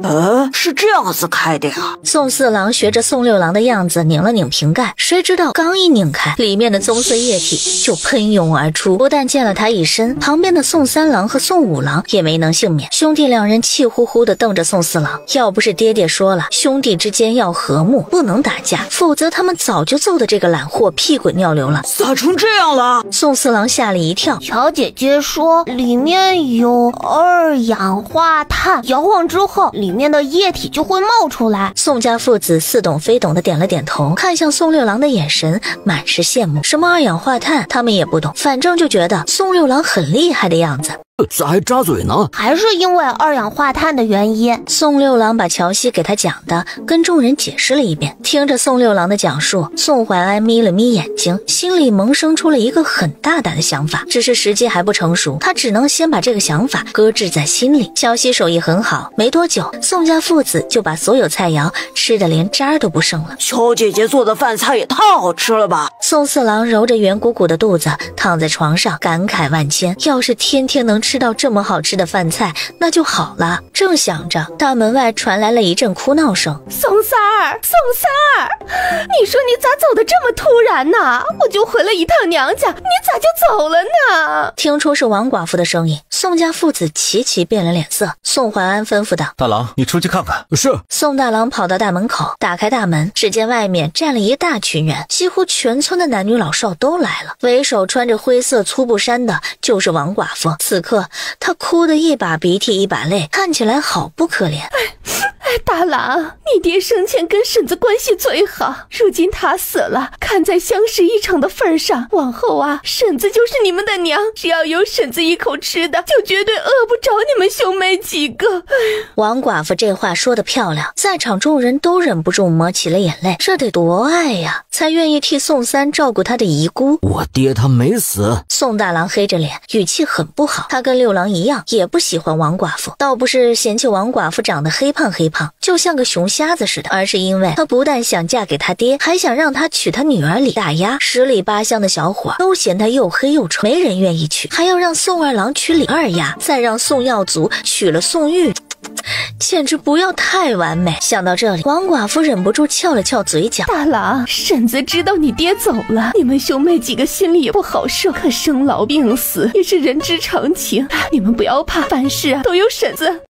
赵爷爷知道你心里难过，可这天气热，尸体放在家里容易臭，时间久了还容易得瘟疫。你就算不为了你自己考虑，也得为你的弟弟妹妹考虑，对不对？赵爷爷和你李爷爷他们在清风山上给你爹找了块风水宝地，坑都挖好了，你只管带着你几个弟弟妹妹送你爹最后一程就行，其他的就交给赵爷爷来弄。赵礼正也是一片好心，昨天被几个孩子赶出家门后，他就带着村里的爷们汉子上山给宋三找墓地。宋三虽然是2年前才搬来他们村子的，但是他为人不错，村里不管谁家有事儿，只要他能帮上忙的，绝对会帮上一把。如今他出了意外，大家伙也愿意帮衬。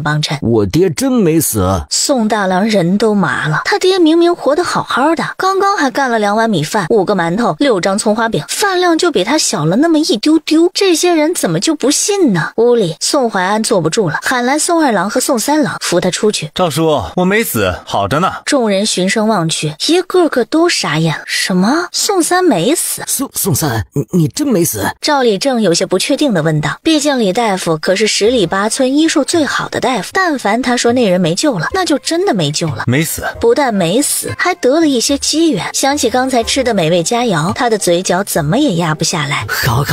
赵礼正激动的脸上的肌肉都在抖动，村民们也是又惊又喜，七嘴八舌道：哎呀，没死就好，没死就好啊！大难不死，必有后福啊！宋三，你的好日子还在后头呢。大郎，让你赵爷爷他们进来。宋大郎长得又高又壮，往门口一站，就像是一座小山似的。他挡在门口，村民们也进不去。听到宋怀安的吩咐，他微微侧身，把路让开。赵爷爷，您请。儿他娘，你回家做点吃的端来，给宋三和几个孩子补补身体。这灾荒年的，他家吃的也没剩多少。可宋三是个病号，家里还有一群半大小子，他不帮衬点，怕是父子几人迟早都得饿死。好嘞，赵婶子也是个良善之人，转身就往家里走。宋怀安急忙说道：哎呀，赵叔、赵婶子，不用麻烦了，我们吃过了。你不吃，几个孩子总要吃。说着，他扫视一圈，问道：玉玉呢？宋家父子心里咯噔一声，坏了，玉玉还在乔姑娘家里。玉玉在睡觉。宋怀安撒了个小谎，话落，玉玉软萌的声音从屋里飘来：谁找我呀？宋怀安丝毫没有谎话被戳破的羞愧感，反而勾着唇角对宋三郎说：三郎，去把玉玉抱出来。很快，宋三郎抱着玉玉从屋里出来，宋七郎跟在他们身后，小眼珠子滴溜溜地转着，不知道在想些什么。玉玉热情地喊了一声：是赵爷爷呀！对，是赵爷爷。赵礼正可太稀罕玉玉了，这会儿看她穿得干干净净，小脸白白嫩嫩，更是喜欢得不得了。他们洛河村就没有这么俊俏的小丫头。玉玉冲他笑了笑，然后朝王寡妇看去，指着自己身上的漂亮衣服炫耀道：我娘亲给我买的。哼，娘亲才没有不要她，王婶婶是坏人，她不喜欢。宋三郎吓得赶紧捂上玉玉的嘴：不可乱说，乔姐姐是家里最大的秘密，不能让外人知道。宋怀安皱了皱眉，用眼神示意宋三郎将小丫头抱进屋去。接收到信号，宋三郎抱着玉玉拉着宋七郎进了屋。村民们都愣了一下，娘亲，宋三娶媳妇了？什么时候的事儿啊？怎么大家都不知道？宋三儿，你真没死？王寡妇反应有些慢，看着眼前活生生的宋怀安，安满眼都是失望，他不死，那大丫和宋大郎的婚事不就告吹了？等等，刚刚玉玉说了什么？他娘亲给他买的。王寡妇瞪大眼睛，震惊道：宋三儿，你娶媳妇儿了？众人的视线都齐齐看向宋怀安，等待他的答案。宋怀安被看得浑身不自在，心里纠结着不知道该如何回答。说是吧，他是真没娶。众人真要追问起来，他也变不出来个媳妇儿应付差事。说没吧，王寡妇又要对他死缠烂打。不等他说话，王寡妇往地上一坐，拍着大腿哭天抢地地喊道：哎呀，好你个宋三儿啊，我王桂花为了你守身如玉这么多年，你竟然背着我娶了别人呐！没死就没死吧，没死他娶她，宋大郎娶大丫，母女嫁父子，完美。众人都被王寡妇这番不要脸的话给震惊到了。宋怀安冷着脸，心里无语极了。要不是他不打女人，就王寡妇这种泼皮无赖，怎么可能任他骑在自己头上拉屎？王桂花，你若再敢胡搅蛮缠，污蔑我清玉，我就报官抓你。听到报官，王寡妇心里慌得一匹，哭闹声也没有刚才那么大了。宋怀安不好动手，可不代表赵理正拿他没有办法。李大丫、李二丫，将你们娘带回去，丢人现眼的玩意儿！宋三，王寡妇虽然不是个东西，可她丈夫李根生可对咱洛河村有恩呢。看在叔的面子上，你也别跟他计较，不用搭理就是了。赵叔，我晓得了。宋怀安搬来洛河村的时候，李根生已经死了。他听村里人说过，那年突发山洪，李根生跟村里几个小伙为了救村里的妇孺被淹死了。所以这些年，不管王寡妇做得有多过分，村里人除了调侃他几句，也没想过把他们娘几个赶出洛河村。晓得了就好。你什么时候娶了媳妇儿啊？这么大的事情怎么不跟赵叔知会一声？没娶。宋怀安胡编乱造道：前几天熟人介绍了一个八字还没一撇的事情。没有一撇，人家就给玉玉买衣服。赵理正不信宋怀安的话，皱眉说道：莫不是也嫌你家小子多了些？之前他也给宋怀安介绍过媳妇儿，可人家都嫌他家孩子多。不是，赵叔，这事儿你就别管了。我咋能不管？他话还没说完，就被赵理正打断。你既然在咱洛河村落了户，那就是咱村子里的人，那就得归我管。宋怀安就：那我走。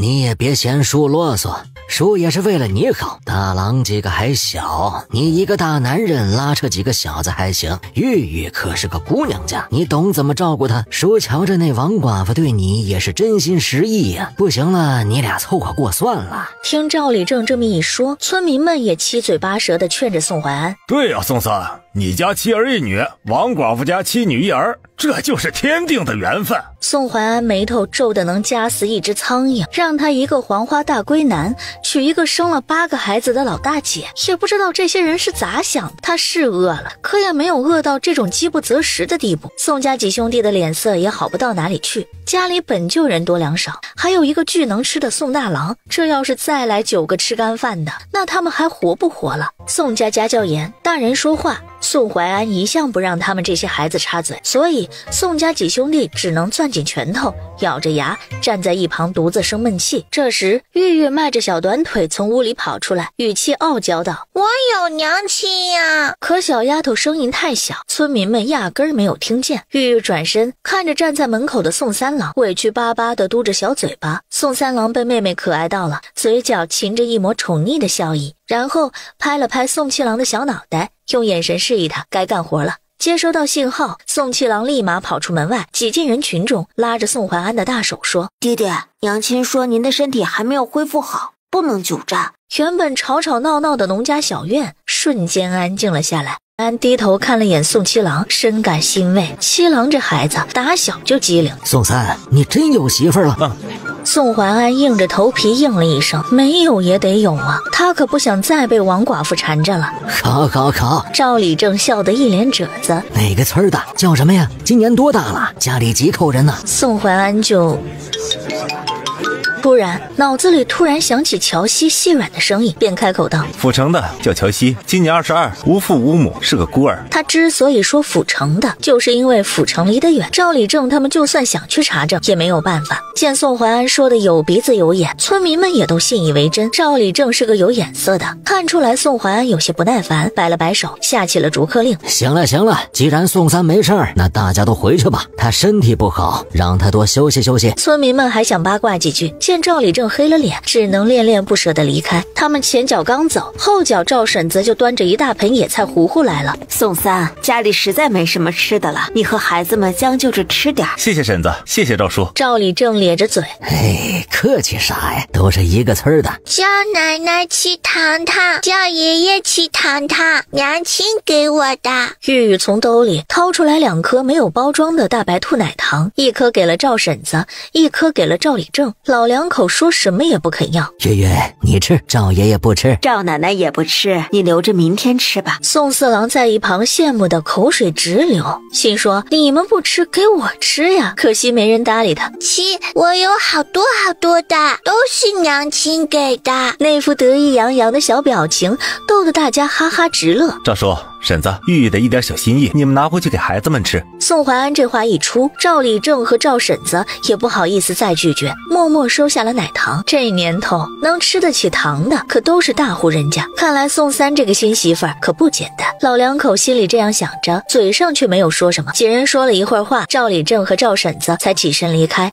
等天黑的时候给你赵爷爷家送些粮食过去。是。宋大郎应了一声，目光却紧紧盯着那盆野菜糊糊，瞅他这副眼馋的样子。宋怀安大手一挥，拿去吃吧。宋大郎眉开眼笑，端着一盆野菜糊糊大口大口吃了起来。宋怀安就大郎这孩子什么都好，就是养起来有点费爹。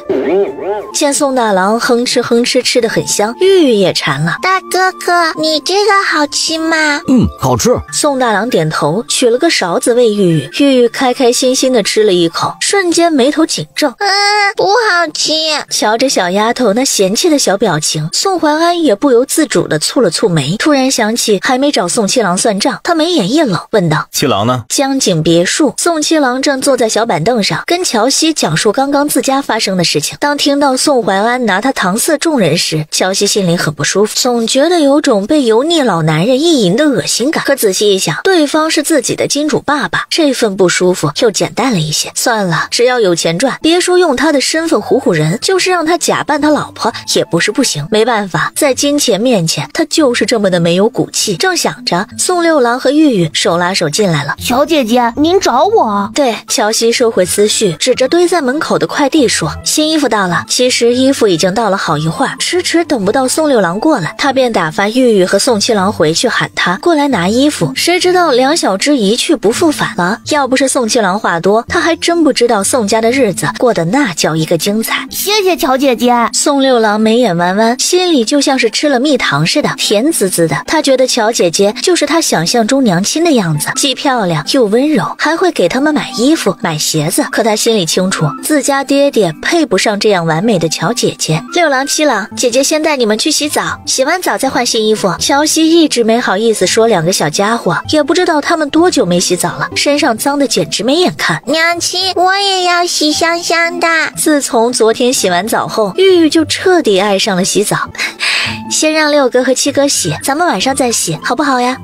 玉玉点头如捣蒜，拉着两个哥哥的小手去卫生间教他们洗澡。这个是小花。乔西听笑了，纠正道：是花洒，往右边拧是热水，往左是冷水，这个是洗发水，洗头发的，这个是沐浴露。宋六郎记性很好，也很聪明，不管什么东西，乔西只要说一遍，他立马就能记住。宋七郎则像个好奇宝宝似的，看什么都很新奇，教会宋六郎如何使用花洒这些，乔西便抱着玉玉去客厅玩耍。会儿，宋六郎和宋七郎从浴室出来，换上新衣服，便迫不及待地回家跟父兄们炫耀。爹爹，你快闻闻我香不香？宋七郎一边说，一边闻了闻自己的胳膊，眯着眼睛，一脸享受。他可太香了，头发是花香，身上是桃子香。宋怀安扶额，一点都不想搭理这个活宝。大哥，你闻闻。宋七郎举着小胳膊，挨个让几个哥哥闻了一下，才心满意足地坐在床上，向父兄们吹嘘娘亲家有多好，房子大的能在里边跑圈圈。洗澡水不但是热的，还不用自己倒水，洗完就自己流走了。拉屎还是坐着的，拉完水一冲就走了，一点都不臭。还有什么叫空调的东西，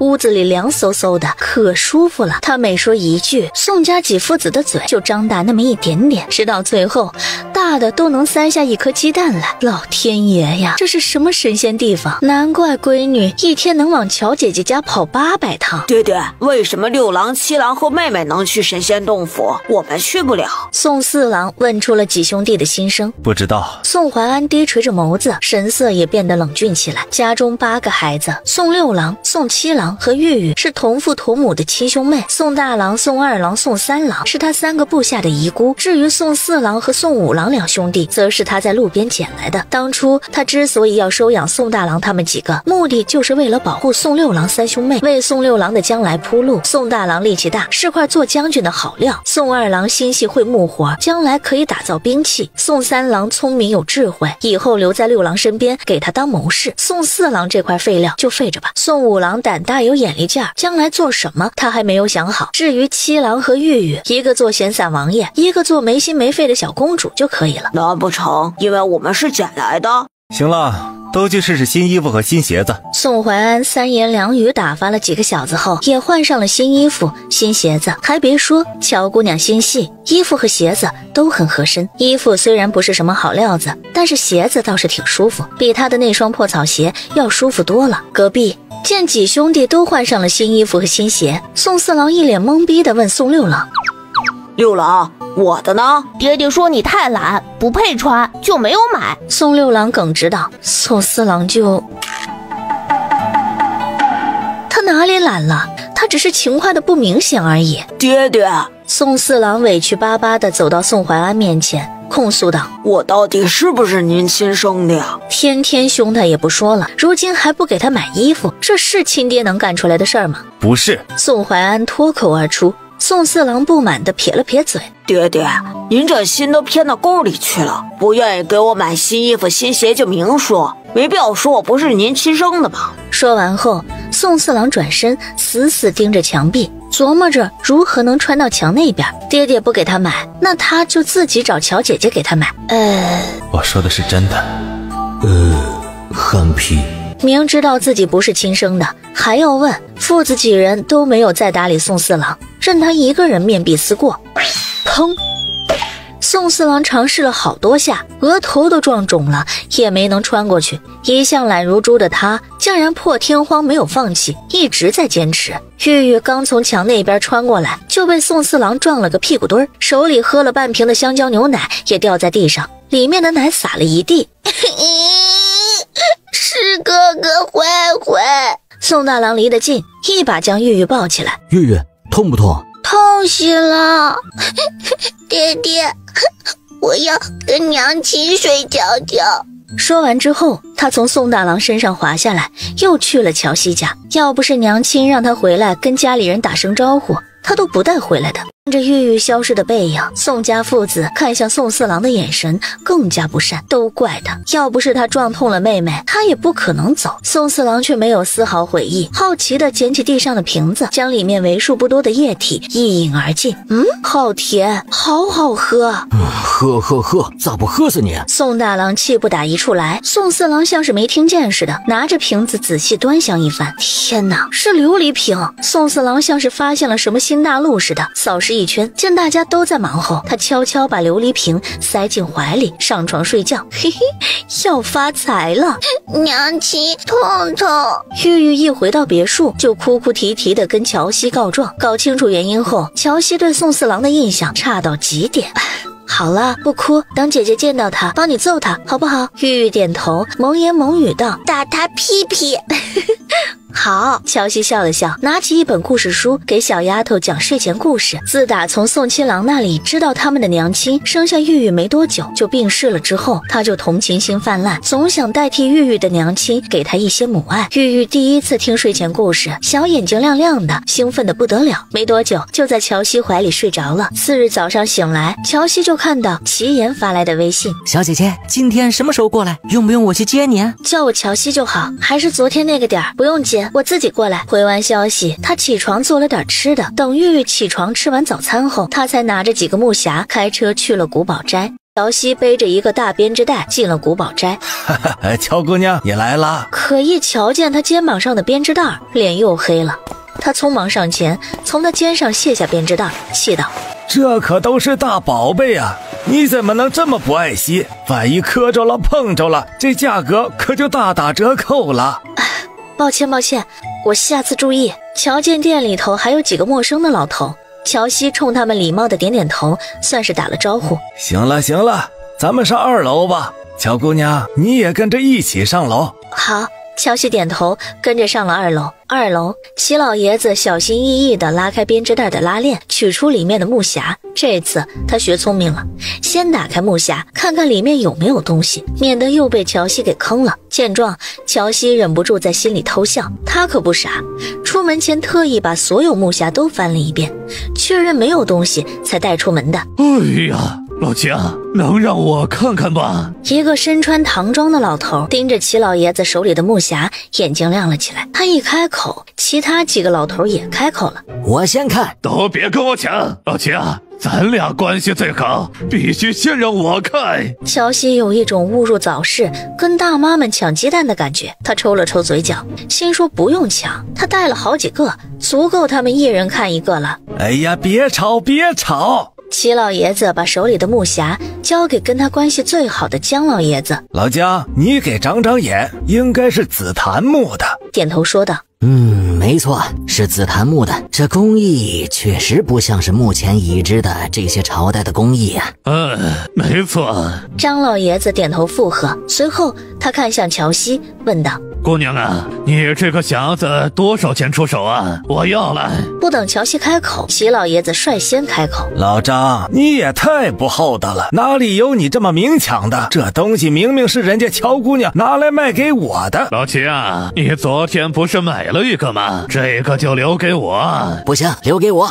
我也要。眼瞅着几个老头子吵了起来，乔西眼珠子一转，说道：几位老爷子，大家都别吵了，这样吧，谁给的价高，这个匣子就归谁，好不好？原本闹哄哄的2楼瞬间安静下来，几个老头齐刷刷的看向乔西，他们是看出来了，这丫头比他们还不厚道。几位意下如何？刚刚来古堡斋的路上，赵子君又在催他搬家，为了不被扫地出门，他只能想办法多赚点钱了。齐老爷子狠狠剜了几个老友一眼，心里愤愤不平，都怪这几个老家伙给了这丫头临时加价的砝码。我没什么意见。其他几个老头交换了一下眼神，也同意了乔西的建议。齐爷爷，我能委托您帮我先估价吗？当然不会让您白辛苦的。闻言，齐老爷子身心舒畅，瞧瞧人家小姑娘多会来事。当然可以。齐老爷子有自己的小算盘，倒也不打算坑乔西。他指着姜老爷子手里的木匣说：这个紫檀木匣底部有点裂纹，而且上面的雕工也不够精致，看起来像是学徒雕刻的。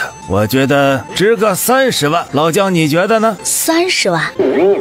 乔西深吸一口气，太可以了。他知道紫檀木值钱，但是一个巴掌大的木匣能值30万，还是大大的出乎了他的意料。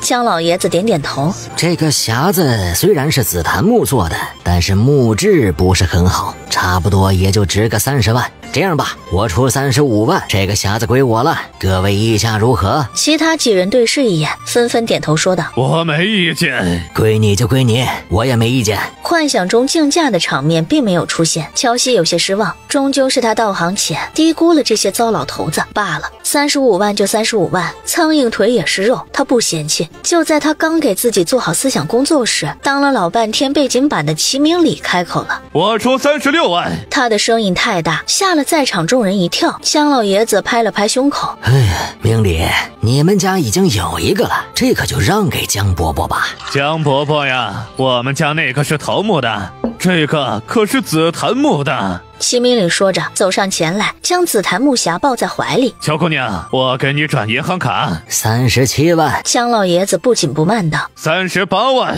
叫价的依旧是齐明礼，他也不知道怎么的，自家老爷子突然给他发了条微信，让他帮着叫价。老爷子的心思他猜不透，只能乖乖照做。39。姜老爷子倒也不是有多喜欢这个木匣，实在是家里没有大梁朝的物件。40万45 50万，短短几分钟时间，紫檀木匣就叫价到了80万。乔西高兴的嘴角怎么压都压不下去。齐言在楼下听得抓耳挠腮，干脆把门一关，上来观战。90万。姜老爷子嗓子都喊哑了，他不停地朝齐老爷子使眼色，示意他不要再叫价了。可齐老爷子压根儿不看他，抱着另一个大一点的匣子，看得出神。100万。见自家老父亲叫价太保守，齐言一下子加到了100万。嘿嘿，就是一个玩儿。姜老爷子气得脸都黑了。110万。他嘴角勾起一抹冷笑，打算叫到200万就收手，亏死臭不要脸的齐老头。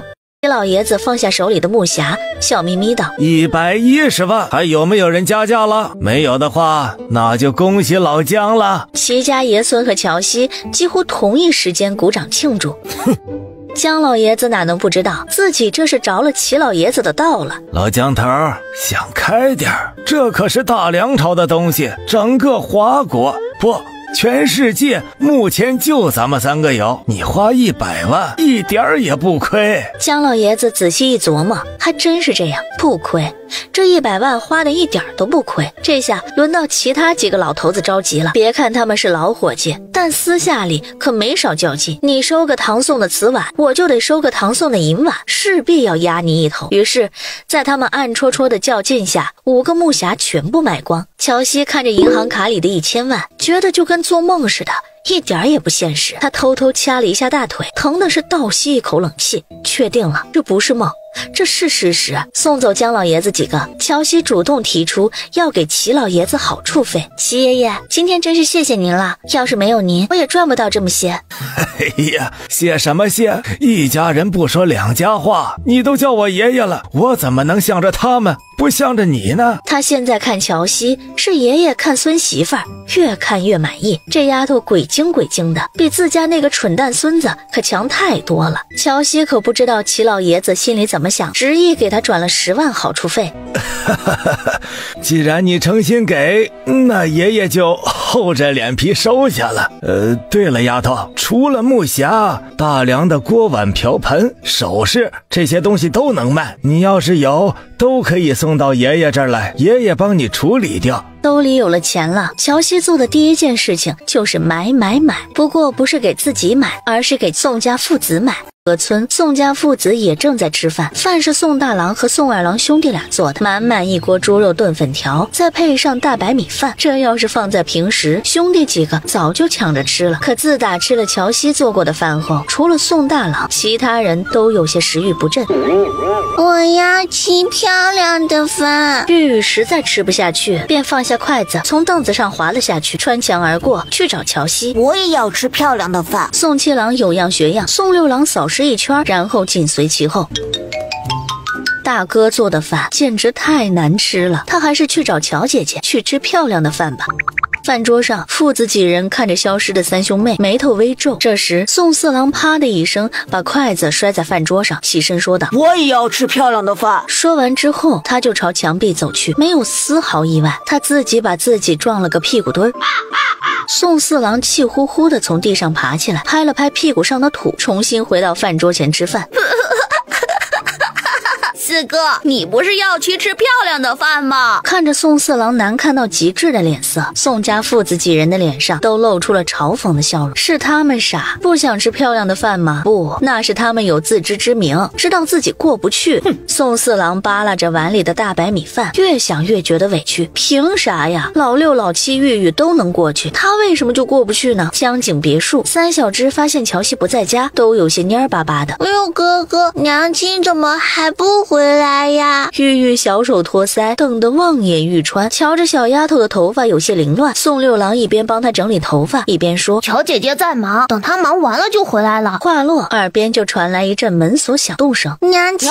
玉玉和宋七郎同时朝乔西跑去，乔西赶紧放下手里的东西，抱起玉玉，左亲亲右亲亲。他原本是想在火锅店大吃特吃的，就是担心小丫头会来找他，所以就打包带回家了。见娘亲只抱妹妹不抱自己，起，宋七郎心里的醋坛子都快打翻了。小家伙眨着一双水汪汪的大眼睛，扁着嘴说道：娘亲是不是只喜欢妹妹，不喜欢七郎啊？七郎哪里做的不好，娘亲告诉七郎，七郎改就是了。乔西就这是一个4岁半小屁孩能说出来的话，确定不是绿茶婊上身。宋六郎也被弟弟无语到了，小屁孩不学好，天天跟着村花林青青后面跑，别的没学会，就学会了装惨扮可怜。等他一会儿回去了，就跟爹爹告状。玉玉显然也受不了这样子的宋七郎，皱着小眉头，表情要多嫌弃就有多嫌弃。娘亲，亲亲。小丫头搂着乔西的脖子亲了几口。娘亲，肚肚饿了。饿了，咱们就吃饭。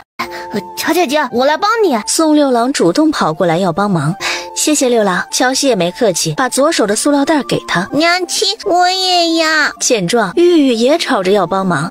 好，谢谢玉玉。乔西笑了笑，给了小丫头一个最轻的袋子，让她拎着。三人一走，留下宋七郎一个人在原地凌乱。所以娘亲是真的不喜欢他？乔西可没管他怎么想的，从柜子里取出电火锅，把从火锅店打包的番茄锅底和牛油锅底分别倒在锅里。瞬间，空气中弥漫着浓郁的火锅香。玉玉站在乔西身边，踮着小脚，猛吸了几口香气。香香的，西红柿。不对，是西红柿。乔西笑着纠正小丫头。宋六郎也没闲着，帮着把打包回来的外卖盒一一揭开盖子，整整齐齐地摆放在桌上。呵呵，还真是漂亮的饭。电火锅插上电，不多会儿就咕咚咕咚地冒着热气。宋七郎也顾不上纠结娘亲爱不爱他这个问题，迈着小短腿哒哒哒地跑到餐桌前，熟练地系好口水连连，准备吃饭。六郎，你爹爹他们吃过饭没？这一问彻底打开了宋七郎的话匣子。娘亲，大哥做的饭可难吃了，一点都不漂亮。不漂亮，岂止是不漂亮，简直就是猪食。宋六郎心里这样想着，可到底没好意思吐槽，自家大哥就跟家里的老黄牛似的，给他们既当爹又当娘，属实不容易。我们来的时候，爹爹他们正在吃。想起那天吃的肉包，乔西眉头紧锁。宋大郎做的饭确实味道不咋地。思及此，他拿起手机，一边点外卖一边说：咱们先吃，姐姐点些外卖，一会儿给你们爹爹和哥哥们送过去。闻言，三小只乖巧的点了点头，盯着火锅直咽口水。乔西点完外卖才想起来还没有下菜，赶紧把手机放到一旁，下了几道好熟的菜，让三小只先吃着。娘亲要吃肉肉。玉玉是个肉食动物，盯着面前的牛肉眼睛发光。好，乔西下了几片牛肉，煮熟后给三小只碗里一人夹了几片，接着又下了虾滑、毛肚、蟹棒，都是自己爱吃的菜。让他惊喜的是，三小只跟他的喜好一模一样，他喜欢吃的食材，三小只也喜欢吃。作为一个合格的人类幼崽饲养员，乔西当然不能让三小只从小就养成挑食这种坏毛病。玉玉乖，不吃菜就不能吃肉肉哦。好吧。玉玉心不甘情不愿地把手挪开。乔西把青菜放到他碗里，然后又从锅里夹了一根放到宋七郎碗里。为了吃肉，宋七郎就跟吃毒药似的，表情痛苦地把青菜塞到嘴里。七郎真乖。七郎最喜欢吃青菜了，青菜比肉好吃多了。一边吃青菜一边茶里茶气地说：妹妹不乖，六哥也不乖，七郎最乖，七郎是娘亲的乖宝宝。对，七郎最乖。乔西敷衍的点点头。玉玉急了：我乖，我爱吃菜。对，玉玉也乖。我乖。在兄妹俩的争吵下，火锅吃到一半，给宋家父子点的外卖也送到了。乔西把准备好的礼物连同火锅食材一同放在板车上，让宋六郎拉回去。他给宋家父子也点的是火锅，想着大梁朝没有空调，吃火锅有些热，又从冰箱里拿了些冰镇饮料还有雪糕。不管怎样，今天都是一个值得庆祝的日子，没道理他们吃好的，让宋怀安和宋大郎他们吃糠咽菜。大梁朝，爹爹，乔姐姐给您买了礼物。宋怀安几个箭步回到屋里，眼睛亮闪闪的，却故意板着脸说：乱花钱，好端端的送我礼物做甚？宋六郎把手机递给宋怀安：不知道，大哥他们也有礼物。我也有。宋大郎满身大汗的进了屋子。有。宋六郎指着板车上的斧头：那就是。宋大郎嘴角一抽：没搞错吧？谁家好人送礼是送斧头呀？乔姐姐是不是对他有什么误会？宋怀安抢先一步，拿起板车上的斧头仔细看了看，斧柄不知道是用什么材质做的，很结实，拿在手里也不重，斧刃泛着丝丝冷光，比他所见的那些斧头都要锋利，是把好兵器。宋怀安把斧头递到宋大郎手上，大郎，出去试试，看看好不好使。是。宋大郎拿着斧头走到院子里的柴垛前，随意选了一根木头，一斧头下去，木头被劈成几半。爹爹太搞使了，往日他劈柴可没有这么省劲儿过。好东西，大郎，从明日开始，你每天上山砍一棵树回来。是。宋大郎没有问为什么。六郎，哪个是爹爹的礼物？那个。宋六郎指了指板车上的黑色登山包。六郎，我的呢？哪个是我的？宋家其他几兄弟也都围了上来，给众人发完礼物。宋六郎扫视一圈，瞧着大家都沉浸在拆礼物的喜悦中，认命的开始给他们做火锅吃。好在食材都是现成的，他只需要把底料放到锅里，再加点水就行。正在床上呼呼大睡的宋四郎闻到一股香味，猛地睁开眼睛。吃晚饭了，六郎，这是什么？吃的。宋六郎牢记乔西说的话，小孩子不可以玩火，求助的看向一旁笑得跟个傻子似的老父亲。我不会点火。宋怀安放下登山包，拿着火折子走了过来，看到卡式炉的那一刻，整个人都懵了，这火该咋点呀？爹爹，手机里有教学视频。宋六郎提醒道。闻言，宋怀安打开手机看了一遍视频，瞬间秒懂。按照视频里教的那样，他装上燃气罐，拧开点火器，随着咔嗒一声，蓝色的火苗从炉心中升起。宋家人看呆了，好神奇，竟然还有这样的锅灶。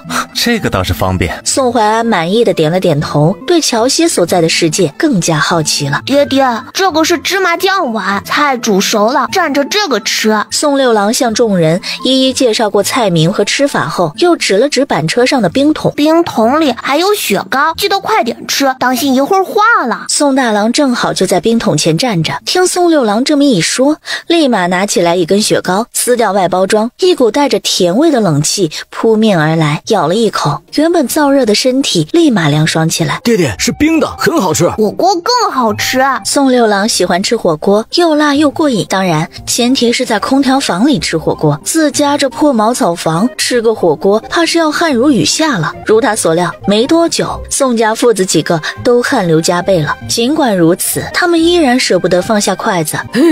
还是乔姐姐做的饭好吃。宋四郎给自己加了满满一碗虾滑，浇了些番茄汤，吃得满嘴流油。撕开方便面包装，把面饼放在锅里，盯着锅里的面，宋怀安若有所思。这面吃着倒是方便，若是能给宋家军安排上就好了。吃过饭，父子几人都拿着各自的礼物反复研究了起来。宋四郎两手空空，就没我的份儿吗？没人理他。宋四郎带着一肚子气重新躺回床上，心说：都欺负我，不给我买，我自己给自己买。趁着众人不注意，他摸了摸枕头底下的琉璃瓶，笑得见牙不见眼。宋怀安研究完礼物，又打开手机里的录音。宋大哥，今天卖了5个木匣，总共卖了1000万，我给了古董店老板10万的好处费。1000万！宋怀安深吸一口气，怎么也没想到几个破木匣竟然能卖出这么高的价钱。听到乔西还想要一些锅碗瓢盆、首饰等东西，他二话没说，让宋六郎把家里的锅碗瓢盆都给他拉过去。江景别墅，乔姐姐，爹爹让我把家里的锅碗瓢盆都拉来了。对了，手机里还有爹爹的录音。好，点开录音，里面传来宋怀安低沉暗哑的声音。乔姑娘，钱财的事情不用再跟我汇报，我相信你。你要的锅碗瓢盆家里倒是有，但是首饰除了几个孩子各自的玉佩之外，没有别的东西。我想拿粮食跟村民们换一些首饰，不知你意下如何？用粮食换首饰，这种稳赚不亏的生意，乔西当然没有任何意见。他录了音，又打发宋六郎回去送信，一来一往间，两人便商议好这事儿。乔西负责买粮食，宋怀安负责卖粮食，换来的首饰再交给乔西。老宋家用的都是土陶碗，看着乔西送来的白的能当镜子照的瓷碗、瓷盘，宋家几兄弟又一次发出感叹：哇，爹爹，这也太白了吧，我都能看见我的脸了！哇！说话的是宋五郎，小家伙虽然嘴上没说，但是心里也酸得不行。弟弟妹妹都可以去去神仙洞府，为什么他去不了呢？是呀。宋怀安慈爱地摸了摸宋五郎的小脑袋，把月月珍藏的小零食给了他一包。咱家如今也不愁吃穿了，以后你上午去山里装装样子，下午跟着你三哥好好读书学习。宋家7个儿郎，除了废物宋四郎之外，其他人注定是要陪着宋六郎戎马一生的，所以读书学习是他们必须要做的。是爹爹。有零食吃，宋五郎也不再纠结为什么自己去不了这个问题，反正不管弟弟妹妹们吃什么，他也可以吃得到，这就够了。次日一大早，乔西没有去古堡斋，而是先去了农贸市场。粮食铺的老板看到他来，笑得牙花子都露出来了。小姑娘，这次要点啥？叔给你便宜点。说我想要些糙米，要的多，你一斤算我多少钱？老板想了一下，零售价2.5块一斤，你要的多，我算你2.3块一斤，怎么样？昨晚乔西在拼夕夕上搜了糙米的价格，2.3块一斤也算合理。本着能省1分是1分的原则，他没有立即答应，说您再便宜点，咱就当交个朋友，以后我买粮油还来您这儿买。老板摆了摆手，哎呀，姑娘，不是叔不给你便宜，是没办法再便宜了。粮油这赚的就是毛钱，就拿面粉，别看老大一袋子，其实一袋也就赚个几块钱。老板叭叭叭讲了一堆，就是不肯便宜。行，那我再看看。乔西，乔西循声望去，只见齐言站在店铺门口。还真是你啊！好巧啊，你来这儿买菜啊？对，你要买啥？我正好闲着，帮你扛回去。乔西从店里出来，不用，我要买糙米，买得多，店家可以送货上门。哦，齐言很热情。你要买多少？买了没？我认识批发粮食的，比这里卖的便宜。你要是需要的话，我带你过去。乔西秀眉微蹙，还没买，我先要500斤。昨晚咨询了几个批发商，人家嫌我要的少，也不是长期合作，就婉拒了。500斤在粮油店是大单，可在批发商那里只是洒水。齐言拍了拍胸口，信心十足道：嘿嘿，那是你不认识人，跟哥走，保你能买到既便宜质量又好的米。见状，乔西也不再推辞，便跟着齐言走了。批发市场离农贸市场不是很远，但也不近，开车大概得20分钟。走到一半，齐言的手机响了，接通之后，里面传来齐老爷子的咆哮声：臭小子，让你买个菜，你又死哪儿去了？不知道你奶奶等着你的菜下锅呢吗？齐言把手机拿远，等老爷子吼完，才不紧不慢道：乔西要买粮食，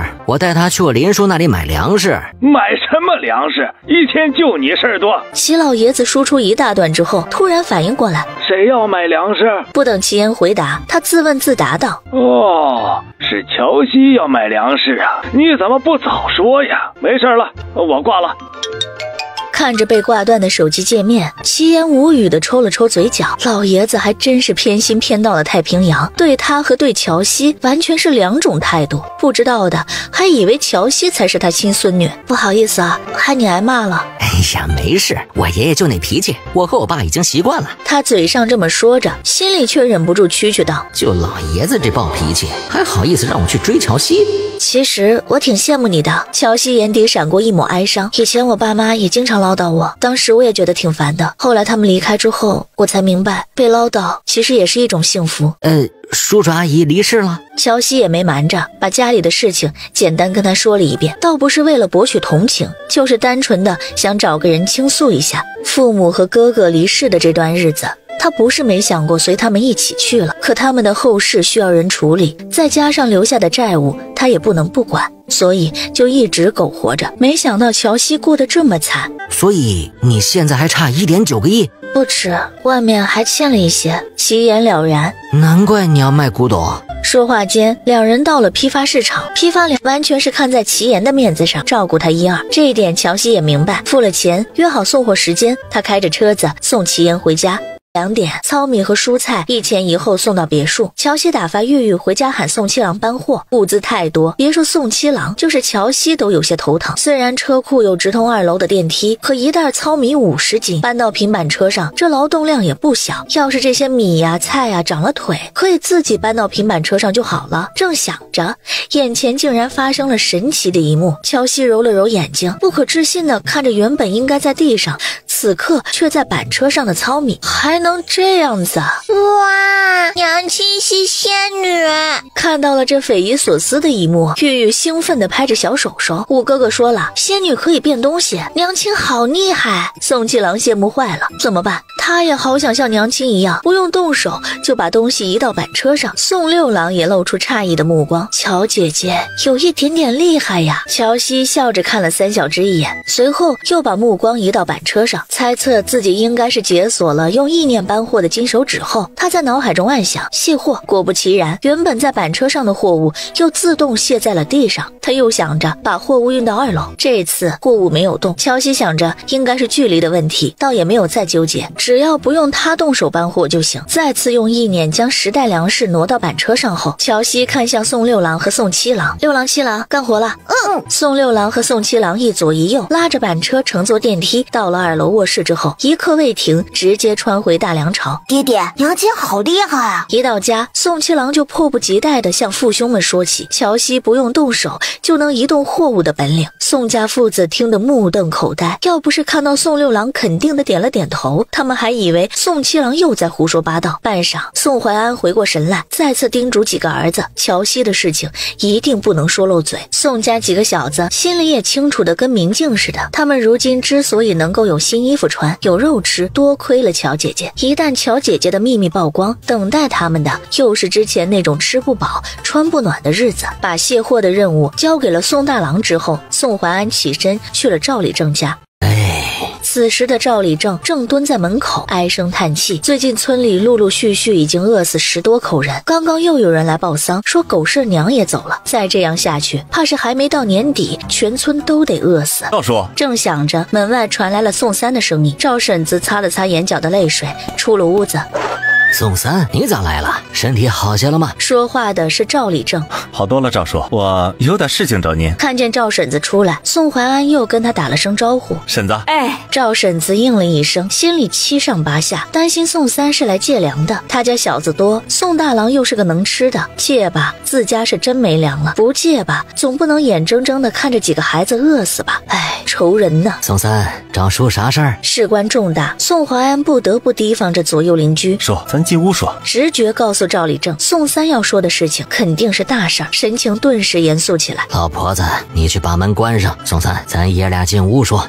也跟着进了屋。赵叔，婶子，乔西知道咱们村闹饥荒，便从府城运来了一批粮食和蔬菜，价格比镇上要便宜不少。您帮忙问问看，咱们村谁家要粮，有钱的出钱买，没钱的可以用首饰物价抵债，实在拿不出东西的就上山砍柴砍树抵债。您觉得怎么样？漯河村没闹饥荒前就是个一穷二白的村子，村民们手头本就没有多少余钱。宋怀安担心一些没钱没首饰没物件的村民饿极了会做出一些打砸抢烧的事情来，便跟乔西商量，让这些人打工抵债。砍回来的木头可以加工成木匣、木箱、桌椅板凳等，卖到现代，再不行还可以做成棺材、骨灰盒，也可以烧成木炭用作冬季取暖，总之不会浪费。宋三，你没跟叔开玩笑吧？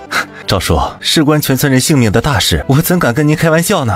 好啊！赵礼正激动地握了握拳。宋三，叔果然没有看错你，你是个好样的，你那个媳妇儿也是个好样的。赵婶子喜极而泣，有救了，这下大家都有救了。二太娘，先别哭了，快去通知村里人去宋三家买粮食。吩咐完赵婶子，赵礼正便跟宋怀安去了宋家。宋家院子，宋大郎只在院子里放了5袋粮食，1袋大白菜，1袋白萝卜，1袋红萝卜，至于其余的都藏在自家屋子里，还有一些在乔西家放着。真的是粮食啊！赵礼正抓了一小把糙米，激动的手都发抖。看到旁边水灵灵的大白菜、新鲜的萝卜，他激动的说不出话来。见状，宋怀安眉梢一挑：赵叔，我没骗您吧？没。宋三，叔代表咱漯河村的村民谢谢你。你放心，叔之前给你挖好的那块墓地一直给你留着，谁要用都不好使。这往后啊，你生生世世都是咱漯河村的人。宋怀安就是该说谢谢呢，还是该说谢谢呢？宋三，你家真有粮食卖？啥价钱？众人你一句他一句，吵得宋怀安头疼。都别吵吵了！赵立正很有眼色地打断这些人。大家伙听我说，原本闹哄哄的人群瞬间安静下来。粮食是人家宋三媳妇儿从府城运来的，1斤只卖咱们5文钱。之所以卖的便宜，完全是看在人家宋三的面子上，所以你们一个个的都要记着人家两口子的好。粮价是宋怀安定的，荒年之前1斤糙米大概也就这个价吧，他怕定得太高，村民们买不起，干脆就卖5文1斤，是亏是赚都无所谓了。听到粮食5文钱1斤时，村民们有人欢喜有人忧，欢喜的是家里有钱的人，忧的是家里一个铜板都没有的人。赵立正扫视一圈，把众人的表情都尽收眼底。行了，都别耷拉着脸了，人家宋三两口子考虑到有些村民家里没钱，说是也可以用首饰物件换，啥都没有的就上砍树砍柴抵债。这话一出，人群中竟然传出一道压抑的哭声。三哥，能不能先给我口吃的？我娘快不行了，等我娘填饱肚子，我就上山去砍柴。说话的是一个叫赵大虎的汉子，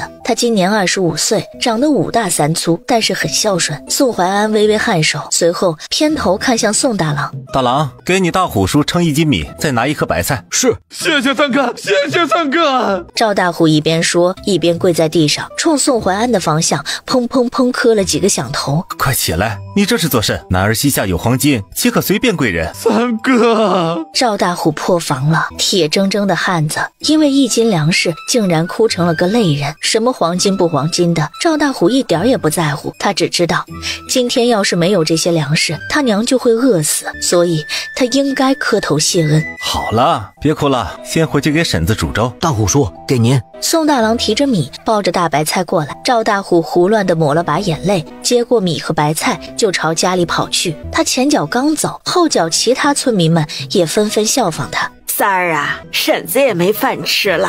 宋叔，我家也没粮了。三哥，我媳妇快不行了。大家伙先把米拿回家，等填饱了肚子，再把米钱送来就行。说完之后，他又吩咐宋家几兄弟：大郎称米，2郎发菜，3郎登记画押，谁领了多少粮食、多少菜，全都登记好了。是。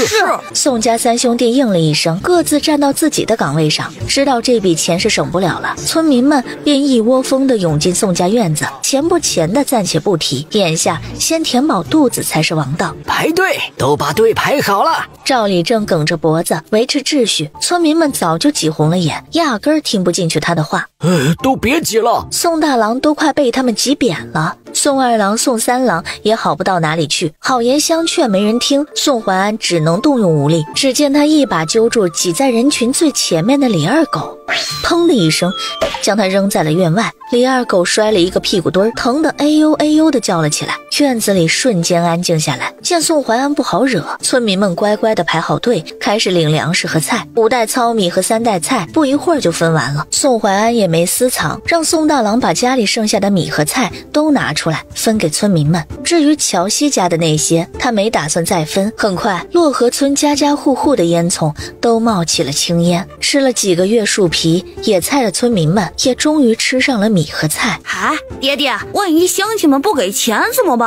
宋5郎心里憋不住事儿，宋怀安抿了抿唇，不会的，不给钱就揍一顿，揍怕了他们就会给钱了，反正不能让人家乔姑娘白忙活一场。宋家几兄弟还是有些不放心。宋6郎张了张嘴，刚想说些什么，就见赵大虎急匆匆地进了院子。三哥，这是俺媳妇儿的嫁妆，我想多换1担米，我媳妇儿娘家那边也断粮了。担心宋怀安不给换，他越说越小声，换1斤就行，半斤也行。刚刚赵立正也说了，因为他们是本村人，所以宋怀安才给了优惠价。他媳妇儿娘家是邻村的，价格高点也正常。宋怀安也没客气，接过耳环对宋大郎说：大郎，称5斤米，再给1颗白菜，1根白萝卜，2根红萝卜。谢谢三哥。赵大虎又没出息的红了眼眶。接着陆陆续续来了好几户人家，有的给铜板，有的拿首饰物件换，也有背着柴火来的。宋家几兄弟这才长长的松了一口气。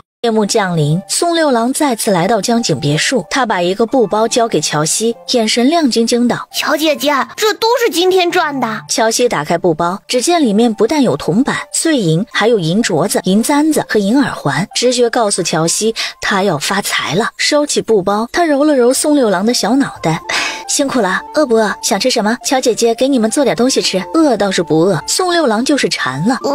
谢谢乔姐姐。乔西笑了一下，去厨房煮了一大锅泡面。乔西刚吃了一口泡面，桌上的手机就响了起来。瞄了一眼来电显示，他瞬间食欲全无。乔西不想接的，可对方似乎没有要挂断的意思。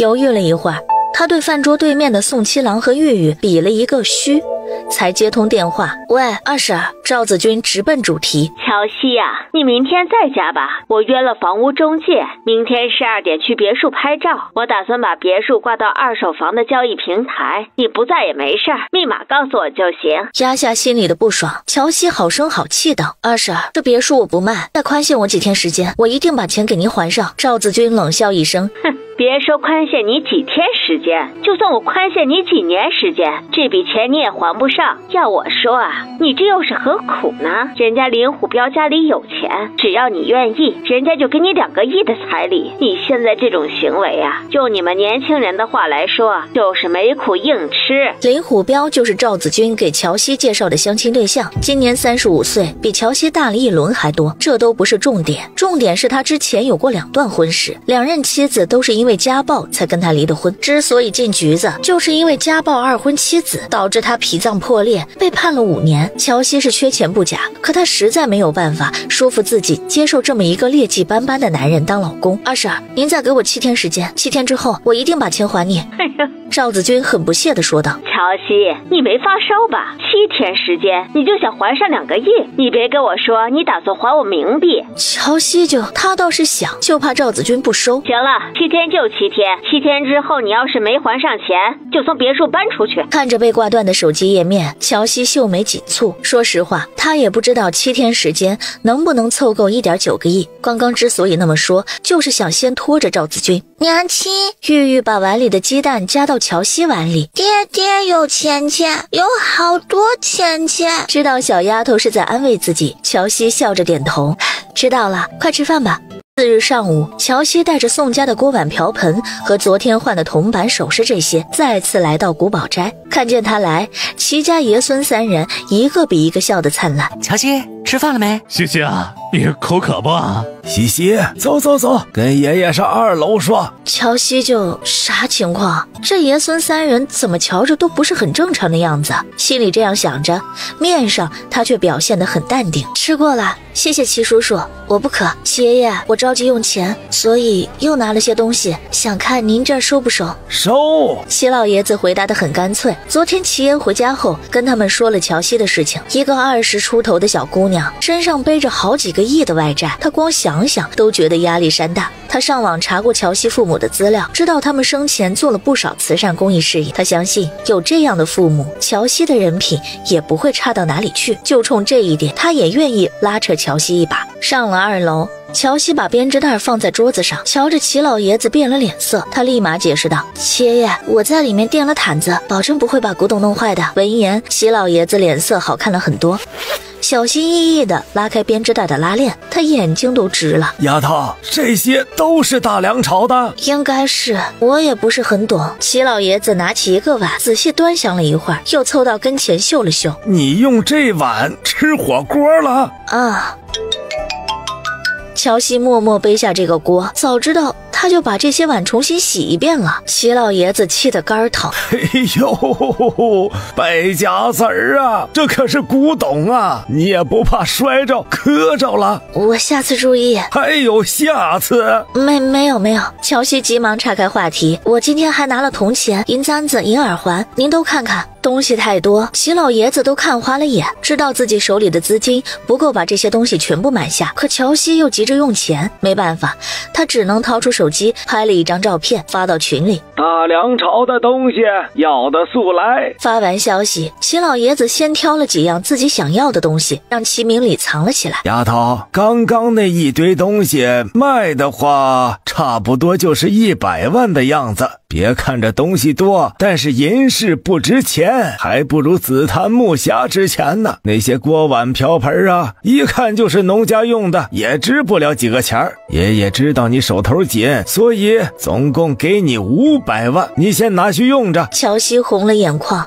齐爷爷，哎呦，丫头，别哭，人呐都会遇到困难的，熬过这个阶段就好了。放心，有爷爷在，一定会帮你把这笔钱凑齐的。啊，谢谢齐爷爷。乔西哽咽道，想到家里还有个灵芝，他打算把它送给齐老爷子。齐老爷子突然想起什么，问道：哎，对了，你买那么多糙米做什么？要是没钱吃饭，你以后来我家吃。糙米那东西呀，口感不好。不用，吃饭的钱我还有。伙计们，看来咱们华国的历史书又该重新编写了。是啊，这大梁朝比我想象中的还要繁华一些。确实啊，看这银簪子上的花瓣，绝对不是普通工匠能打造出来的。我听人说，那少年将军是后人杜撰的，历史上并没有这么一号人物啊。姜老爷子话刚说完，齐老爷子就对道：胡说，怎么可能是杜撰的？我爷爷说有，那肯定就有。我们老齐家祖祖辈辈都是倒腾古董的，还能有错？眼瞅着两位老人就要吵吵起来，乔西急忙打圆场道：齐爷爷、姜爷爷，你们别吵了，要不我帮你们问问，看看大梁朝到底有没有这么一号人物。问谁？还能是问谁？当然是问大梁朝的原住民宋怀安了。可这么匪夷所思的事情，乔西也不敢说，只能半真半假道：问我朋友，他应该知道。你朋友是做什么的？种地的。一个种地的，他能知道大梁朝的事情？不是他小瞧人，实在是这个大梁朝太神秘。齐老爷子不服气道：种地的怎么了？往上数3代，你们家也是种地的。他倒不是相信乔西的朋友会知道大梁朝的历史，就是单纯的看不惯姜老爷子欺负他未来孙媳妇儿。老姜，时间也不早了，西西还有其他的事情要忙，咱们就先挑东西吧。这话一出，在场众人立马开始了抢古董大战。这个银镯子是我先相中的。胡说，明明是我先看中的，镯子给我，簪子给你。哎，我怎么记得还有个银筷子的，怎么不见了？老齐头，是不是你藏起来了？齐老爷子装作没听见，在心里给自己竖了个大拇指，不愧是他，就是聪明。行了，都别抢了，还是价高者得。西西最近遇到了点麻烦。齐老爷子3言2语把乔西家里的事情说了一遍，末了他补充道：咱们这些当爷爷当伯伯的，就帮衬孩子一把，先把这笔钱给凑齐了。几位老爷子都是不差钱又热衷于慈善事业的主，听了乔西的不幸遭遇，都伸出了援助之手，这个拿400万，那个拿500万，几分钟时间就帮乔西凑齐了2000万元。乔西直接感动哭了，冲几位老爷子90度鞠躬：谢谢几位爷爷，以后我这边再有好东西给你们算8折。那感情好啊。姜老爷子笑眯眯地向乔西打听：丫头，你那边还有什么好东西？比如金饰、瓷器之类的。现在这些东西看着都像是普通老百姓家里用的，不怎么值钱，最好是搞些大户人家用的东西。其他几位老爷子也纷纷附和：说得对呀，最值钱的还得是宫里的东西。你若是有这些，搞不好一件就能卖2个亿呢。乔西倒吸一口冷气，好家伙，一件就值2个亿，要不让宋怀安去皇宫里偷一件出来？一件好像不够，偷2件吧，卖了钱一人分一半，还完债之后他就可以躺平了。但是古代皇宫戒备森严，怕是不等宋怀安偷到东西，人已经被乱箭射死了。算了，此路不通，还是想别的办法吧。到家里，玉玉刚好过来，娘亲吃蛋蛋。姐姐不吃，你自己吃。乔西一边说，一边忙着给奶粉和米粉换包装。为了不被村民们发现现代的秘密，他特意买了些原木色吸油纸，把罐装奶粉和袋装米粉一一拆开，用原木色吸油纸包成一小包一小包的。搞完这些，他从桌面上拿起备用机给宋怀安录音：宋大哥，那些锅碗瓢盆和首饰一共卖了2500万，其中有一部分钱是几位古董商借我的，自己现在是什么情况，宋怀安也知道，乔西也没有隐瞒的必要。交代完钱的事情，乔西烦躁地抓了抓头发，不好意思地开口道：宋大哥，您那边能不能帮我搞一些瓷器、金饰之类的？实在搞不来的话，就再帮我搞些紫檀木匣、木箱也行。我需要在7天时间内筹集2个亿，否则我现在住的这栋别墅就得被拿去抵债。说完这些，乔西又想起那会儿齐老爷子和江老爷子争吵的话题，顺便问了一句：哦，对了，你们大梁朝有没有一位姓宋的少年将军？听说他10岁代父出征，12岁独闯敌营，砍下对方首领的脑袋。大梁朝看着眼前一小包一小包的奶粉、米粉，宋怀安嘴角高高翘起，他就知道他没有帮错人。乔姑娘是个懂得感恩的女子，不知道将来哪个儿郎有这个福气能娶她为娘子。不知道想到了什么，宋怀安老脸莫名一红，赶紧点开乔西的录音，转移注意力。听完录音，他的心情沉重了不少。7天凑够2个亿，若是放在之前，那对他来说是一件轻而易举的事情。可自从他把全部家当都给了宋家军后，别说2个亿，就是2两银子他也拿不出来。尽管如此，他还是按下录音键。乔姑娘，你别担心，我会想办法帮你搞一批瓷器和金饰。你要的紫檀木匣家里也没有了，明日我就让人上山找紫檀木，等找到之后，就让2郎再做几个匣子出来。至于你问的那个少年将军，确有其人，不知姑娘问这做甚？录完音，他长叹了一口气。曾几何时，他是大梁朝人人敬仰的少年将军，是大梁朝尊贵的瑞王。可惜新帝忌惮他功高盖主，派了无数杀手要取他性命。若不是前太子和前太子妃出手相救，恐怕他的坟头草都3丈高了。再后来，狗皇帝的人还是知晓了他的踪迹，为了斩草除根，狗皇帝不但要杀了他，还要灭了前太子满门。回忆至此，宋怀安攥紧拳头，眼眶通红。爹爹要去县里一趟，归期不定。接下来几天，弟弟妹妹就交由你照顾。宋大郎拍着胸脯保证：爹爹您放心，我会照顾好弟弟妹妹的。好。宋怀安欣慰地点了点头，之后他又吩咐其他几个儿子：2郎，最近你别的事情都不用管，多做几个紫檀木匣子、箱子，让6郎给你们乔姐姐送过去。3郎，这些奶粉和米粉是你们乔姐姐给你们大虎叔家买的，你一会儿给他们送过去，上面写了冲泡方法，你大虎叔不识字，你一会儿给他们念一念啊。还有，村里还有没给粮钱的，你给你们赵爷爷说一声，让他帮着去要。吩咐完宋3郎，他的目光掠过宋4郎，停留在宋5郎身上。5郎，如今家里吃喝都不缺，想吃什么想喝什么就去找你们大哥要，万不可再吃毒蘑菇。他真怕哪一天一不小心宋5郎就躺粑粑了。是爹爹。宋5郎不好意思地挠了挠头。6郎，宋怀安把手机递给宋6郎，叮嘱道：给你们乔姐姐也说一声，爹爹要出趟远门，等回来以后再联系他。另外你要看好7郎和玉玉，不要让他俩给你们乔姐姐添麻烦。玉玉和7郎不在家，宋怀安也没有什么要叮嘱的，他挥了挥手说道：行了，都去忙吧。这时宋4郎开口道：爹爹，那我呢？您就没有事要跟我交代吗？要是平常他才不会问这么愚蠢的问题，不吩咐就不吩咐，就算吩咐了他也懒得做。可最近大家都在孤立他，他心里多少有点恐慌。宋怀安气笑了：你也懒得跟头猪一样，我交代你什么？交代你不要睡了，去帮你大哥、2哥、3哥做点活。你是干活的人吗？宋4郎就很明显不是。见他不说话，宋怀安心里的怒火更加旺盛。玉玉比你小那么多，都知道帮我分忧，你知道什么？天天不是吃就是睡，养头猪最起码过年的时候还能杀了吃肉，养你能干什么？宋怀安从小就在军营长大，说话难免有些粗鲁，可话糙理不糙，养宋4郎真不如养头猪。莫名挨了一顿骂，宋4郎心里很不爽，他不就是比其他兄弟们懒一点，他有什么错？至于把他说的这么一文不值吗？哼，他不是不勤快，他是怕他勤快了起来，吓死他们。这样一想，宋4郎又心安理得地回到自己房里，躺在了床上。天大地大，睡觉最大，一切等他睡醒再说。大郎，以后不用做4郎的饭，他要懒就继续这么懒下去吧。说完之后，他收拾了几件行李，出了家门。宋三，你这是要上哪儿去啊？走了没几步，就碰到认识的村民跟他打招呼。不等宋怀安开口，另一个村民替他答道：还能去哪儿？当然是去府城找媳妇了。3哥，我说的对吧？宋怀安就不对也得对，总不能告诉这些人他是准备去县里偷东西吧？对，我先走了。扔下这句话，宋怀安匆匆离开了洛河村。宋家几兄弟早就看不惯宋宋四郎这种不要脸的行为，只是碍于爹爹的面子，懒得同他计较罢了。如今既然爹爹发话说不用做他的饭菜，那宋大郎当然要听。他不但不给宋四郎做饭，还把家里能直接吃的东西全都藏了起来。你们几个听好了，要是让我发现谁给四郎东西吃，就别怪我连他的口粮一起断了。宋家其他几兄弟如小鸡啄米似的点了点头。宋四郎可不知道自家大哥的阴谋诡计，一觉睡到第二天晌午，他才慢吞吞的起床。大哥，饭熟了吗？我饿了。院子里，宋大郎正在劈柴，听到宋四郎的喊声，面无表情的抡起斧头继续砍柴。今天他压根儿没做饭，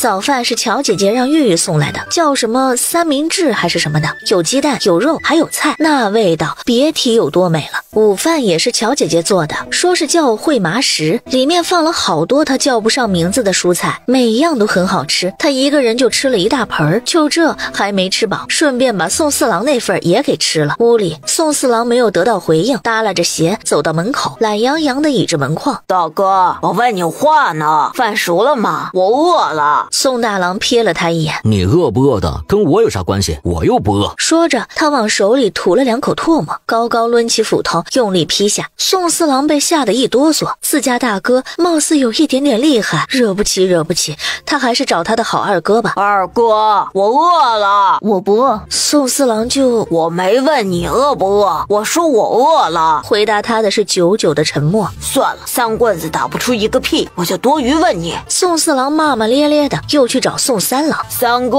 我也不饿。他话还没说完就被宋三郎打断。宋四郎气得脸都黑了，瞧瞧，这就是他的好哥哥们，一点当哥哥的样子都没有。咕咕，肚子又唱起了空城计。宋四郎只能回家翻箱倒柜的找吃的，可找了半天就找到一些生米。他皱了皱眉，把主意打到了宋五郎身上。五郎，把爹爹给你那包锅巴给四哥吃，等四哥赚了钱给你买2包锅巴。宋五郎正在院里给他的蘑菇们喷水，听到宋四郎这话翻了个大白眼。没了，我昨晚吃了。宋四郎就吃，咋不吃死你？吐槽了好一会儿，他又想起了宋六郎、宋七郎和玉玉，可惜3人都不见踪影。宋四郎忙猜他们3个又在乔姐姐家吃香喝辣，便对着墙壁重重地叹了一口气：老天不公啊！大哥有武力，二哥会木火，三哥聪明，五弟胆子大，六弟七弟和玉玉有乔姐姐撑腰，就他天生孱弱，肩不能扛，手不能提，一事无成。如今哥哥们还不给他饭吃，这日子是真的没办法过了。这时他猛地想起琉璃瓶，原本暗淡的眼里突然闪过一抹亮光，要不是懒，他早就去镇上卖琉璃瓶了，哪里还用等到现在？大哥，给我10文钱呗。他懒得走路，想着花2文钱坐牛车去镇上，坐车2文钱，剩下的8文等到了镇上他再买点东西吃。你看我长得像10文钱不？宋大郎都懒得吐槽宋四郎，家里的钱都给了乔姐姐，他哪里有钱？瞧着自家大哥那要吃人的眼神，宋四郎总算是体会到什么叫做人厌狗嫌。不给就不给，等我有了钱你也别想要。扔下这句话，宋四郎回屋找了块破布，把琉璃瓶打包背在身上，然后气呼呼地朝大门口走去。等他卖了琉璃瓶，就给自己买新衣服穿，买好吃的吃，气死宋大郎这个憨货。正想着，就看到王寡妇提着一个竹篮子进了自家大门，身后还跟着身材魁梧的李大丫。哎，四郎，你这是上哪儿去呀？宋四郎留了个心眼，上茅房去。王寡妇笑得像个不怀好意的狼外婆似的。听说你爹不在家，婶子烙了点饼，拿过来给你们兄弟尝尝。宋四郎捂着饿扁的肚子，眼神没出息的朝王寡妇的篮子瞟去。见状，王寡妇掀开篮子上面盖的花布，露出里面的黑面饼子。饿啦？王寡妇眼珠子一转，掏出一块饼子递给宋四郎。四郎，你爹是不是去找你后娘了？不知道。宋四郎咬了一口黑面饼子，好看的眉头皱成一团。这是人吃的东西，给猪估计猪都不吃吧？你后娘有婶子漂亮吗？宋四郎没见过乔西，实话实说道：不知道。哎，好你个宋四郎，吃了我的饼子一问三不知，你是几个意思啊？宋四郎是真的不知道这些，见王寡妇诚心想知道，他眼珠子咕噜噜一转。你给我10文钱，我就告诉你。10文？哼，不说拉倒，我去问大郎。说着，他提着竹篮子，扭着屁股走到宋大郎跟前。大郎饿了不？婶子烙了饼，里面放了猪油，可香了。我什么都不知道。宋大郎一看到王寡妇和李大丫母女就饱了，偏偏他们母女还不自知。大郎，李大丫朝宋大郎抛了一个媚眼，恶心的他起了一身鸡皮疙瘩。二郎，我上山砍树了。说罢，他拿着斧头一溜烟的跑了。王寡妇呸了一口，呸，没出息的玩意儿。之后他又换上一副笑脸，笑眯眯地问宋二郎，他问他的，他装死不答。见状，蹲在门口的宋四郎心里稍微平衡了一些，还好他不是全家最讨厌的人，王寡妇才是。宋三郎跟宋四郎一样，一问三不知，气得王寡妇胸口一起一伏。从宋五郎那里也没有得到想要的答案，他拎着竹篮子，带着一身怒气出了宋家。王婶儿，给我10文钱，你想知道什么我都告诉你。10文钱你买不了吃亏，买不了上当，说不定还能挤兑掉我后娘，嫁给我爹爹呢。王寡妇心动了，倒不是她八卦，实在是宋三家里最近很不对劲儿。先是宋三死而复生，接着又凭空冒出来个什么新媳妇儿，之后又说什么新媳妇儿从府城运来了粮食，呸，都是狗屁。王寡妇咬了咬牙，行，10文就10文，你跟婶子上婶子家里取去。宋四郎懒是懒了些，但是男女有别这点他还是懂的。劳烦婶子跑一趟，我在这儿等您。见状，王寡妇撇了撇嘴，打发李大丫回去取钱，他则留下来套宋四郎的话，要是套出来1、2，那这钱不就不用给了吗？王寡妇想得很美好，可惜宋四郎鸡贼得很，不管他问什么都说10文钱。你这孩子，婶子还能赖你的账不成？宋四郎漫不经心地看了王寡妇一眼。很快，李大丫拿着钱来了。现在可以说了吧？宋四郎伸手，先给钱。不行，你先回答问题。两人僵持不下，李大丫看不下去，打圆场道：娘，你先给他1文钱嘛，等他回答了问题之后，再给他另1文。宋四郎着急去镇上，便也退了一步。行吧，那先给1文。他恋恋不舍地给了宋四郎1文钱，问道：你们家的粮食是哪里来的？我后娘送的呗。宋四郎半真半假道。王寡妇眉毛微微上扬，一脸不信道：啥时候送来的？我咋不知道？宋四郎没吭声，手伸到王寡妇面前，勾了勾手指。王寡妇语气很冲：给你。心安理得地收下钱。宋四郎笑眯眯道：我后娘那天来的时候已经是半夜了，你当然不知道了。那你爹死而复生是怎么回事？我后娘带了神药给我爹爹。宋四郎心里别提多爽了，这王寡妇还怪大方的，如愿以偿的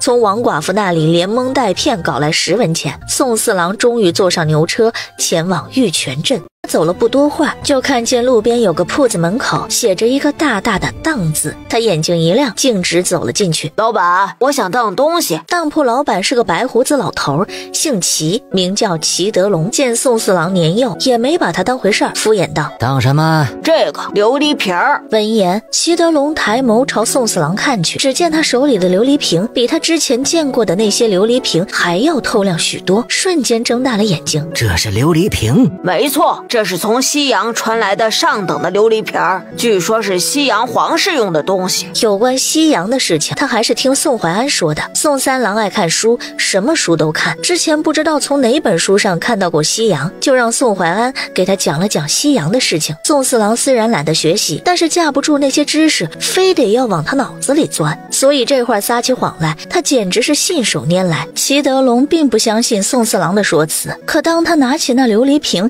仔细看了好几遍，又不得不相信。妙啊，如此精湛的工艺，看起来确实不像是咱们大梁朝的工艺呀。宋四郎暗中松了一口气，继续胡编乱造道：那是自然，西洋可比咱们大梁繁华不少，不但有晶莹剔透的琉璃，还有一喝就能让人快乐的快乐水。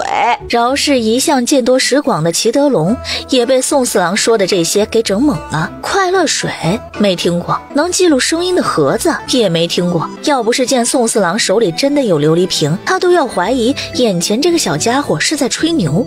小兄弟，你这琉璃瓶打算当多少钱呢？是死当还是活当？宋四郎皱眉问道。死当是什么价？活当又是什么价？死当5两银子，活当半两。齐德龙很想要这个琉璃瓶，却又不想给高价。瞧那小孩穿的破烂，指不定这琉璃瓶是他偷来的，他才不想给高价。5两。宋四郎眯了眯眼睛。老板，算了，我不当了。他听爹爹说过，琉璃瓶价格很贵，一般除了皇宫，几乎没人能用得起。臭老头5两银子就想打发他，切，不可能的事儿。没想到眼前的小子并不好忽悠。那我再加点10两。不卖。老板，你也看到了，我这琉璃瓶无论是成色还是工艺都是极好的。我家里还有其他稀奇的东西，若是这次合作的愉快，下次我可以带点别的东西给你。小兄弟，那你想当多少钱呢？宋四郎低头想了一下，竖起5根手指，就当50两吧。他怕要的太多，当铺老板不同意。他现在又累又饿，也懒得再去其他当铺问价。500两，小兄弟，实不相瞒，你这琉璃瓶确实是个稀罕货，要是放在京城，肯定能卖一个好价钱。可咱们玉泉镇穷乡僻壤的，大家连饭都吃不饱了，也没人肯花500两买一个破瓶子。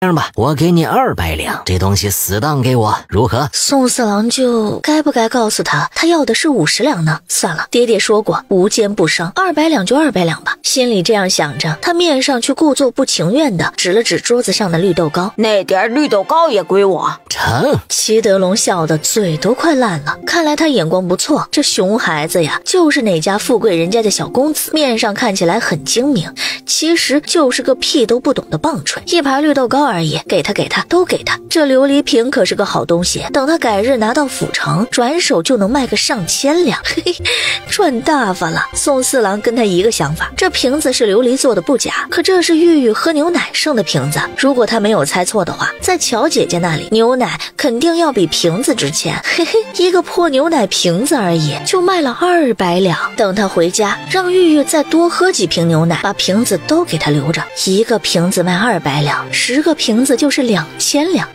这下看谁还瞧不起他。小兄弟，你要银票还是要银子？宋四郎想了一下说，要银票吧，银子太显眼，他怕被小贼给惦记上。好嘞。齐德龙取了银票，又亲自给宋四郎把绿豆糕打包好，客客气气的把他送到门口。小兄弟您慢走，有需要典当的记得再来咱们万福当铺。我会的。宋四郎拱了拱手，去了隔壁的成衣店，给自己从头到脚买了4身衣服4双鞋子，总共花了20两银子。从成衣店出来，宋四郎腰杆子挺直了不少，呵呵。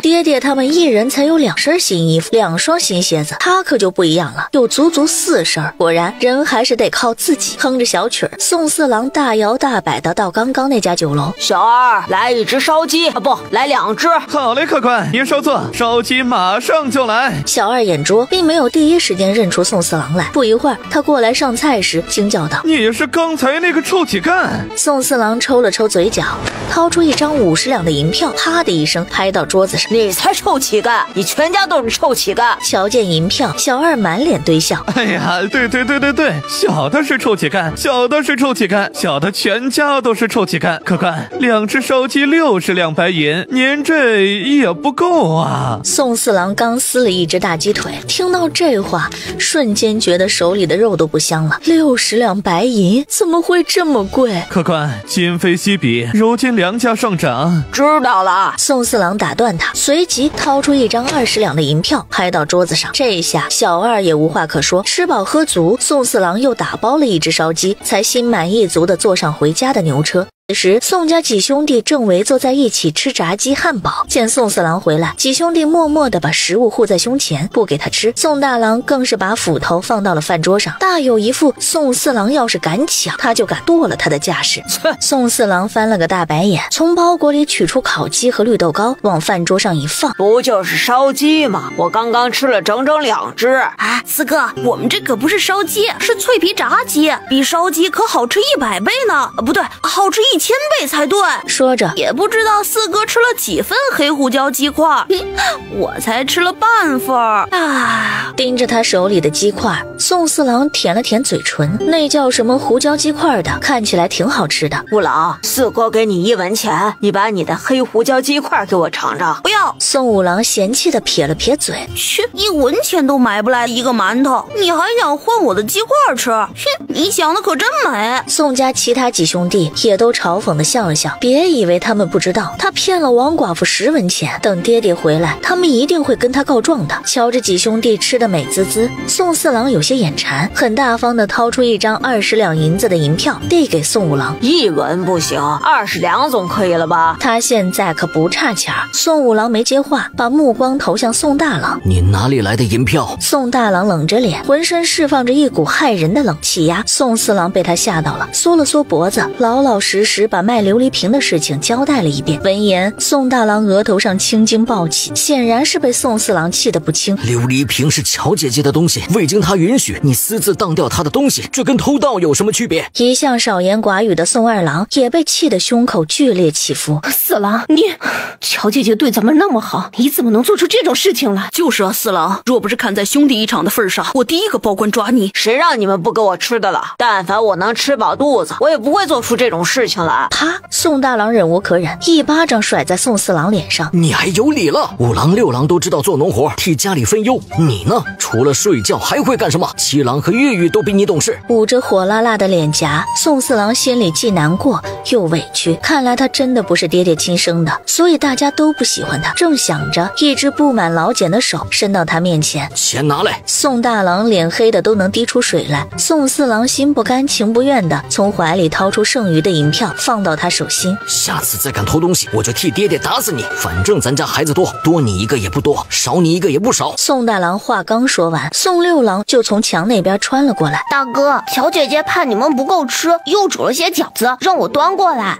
你回来的正好。宋大郎把银票递给宋六郎，你把这些银票给乔姐姐送过去，就说四郎偷偷卖了他的琉璃瓶，卖的钱被他挥霍了不少，就剩下这么些了。宋六郎接过银票，一脸责备的看向宋四郎。四哥，你也太过分了，爹爹说了，做人就要做个堂堂正正的君子，你怎么能做出这种偷偷摸摸的事情来？宋四郎低着头，哭得一抽一抽的，他觉得自己实在是太惨了，他要离家出走，要去找他的亲生父母。这个破家，他是一刻都不想待了。都是我的错，那我走行了吧？扔下这句话，宋四郎打包好烧鸡和绿豆糕，拿起刚买的衣服鞋子，头也不回的走了。宋六郎眸底闪过一抹担忧，大哥，四哥他不用管。宋大郎失望至极，他觉得宋四郎简直无药可救。你先去给乔姐姐送钱去，其他事情不必你管。是。宋六郎握着银票转身走了。宋二郎不放心，大哥，要不要我出去找找四郎？不用，咱们吃咱们的，让他长长记性也好。宋大郎太了解宋四郎了，就宋四郎那走几步路就累得气喘吁吁的懒样，估计还没走到村口就累得坐下休息了。他想着先吃饭，等吃完饭了再出去找人，没准过一会儿他自己就回来了。江景别墅，听完宋六郎的讲述，乔西瞪大了眼睛，不可置信地看着手里的3张银票，一张50两，2张20两，加起来一共是90两。照宋六郎的说法，那宋四郎还真是个人才，一个牛奶瓶竟然被他卖出了200两银子。这银票当成古董卖给齐老爷子他们，咋不咋的也得卖个好几万。一瓶香蕉牛奶才4块钱而已，这要是2个世界来回倒卖，那不就赚翻了吗？乔西垂眸想了想，不止牛奶瓶可以卖，还可以卖镜子、玻璃水杯、玻璃碗、玻璃花瓶，这些东西批发价可太便宜了。乔西越想越激动，他仿佛已经看到了无数小钱招手，心动不如行动。他用备用机录了一条语音：四郎，你能详细跟姐姐说说你是怎么把那个瓶子卖出去的吗？之后他把手机递给宋六郎，六郎辛苦你再跑一趟，把手机给你四哥。接过手机，宋六郎像是做错事情的孩子似的低头说道：我四哥应该不在家。他去哪里了？乔西急着跟宋四郎一起做生意赚大钱。宋六郎把刚刚发生的事情讲了一遍，乔西哭笑不得。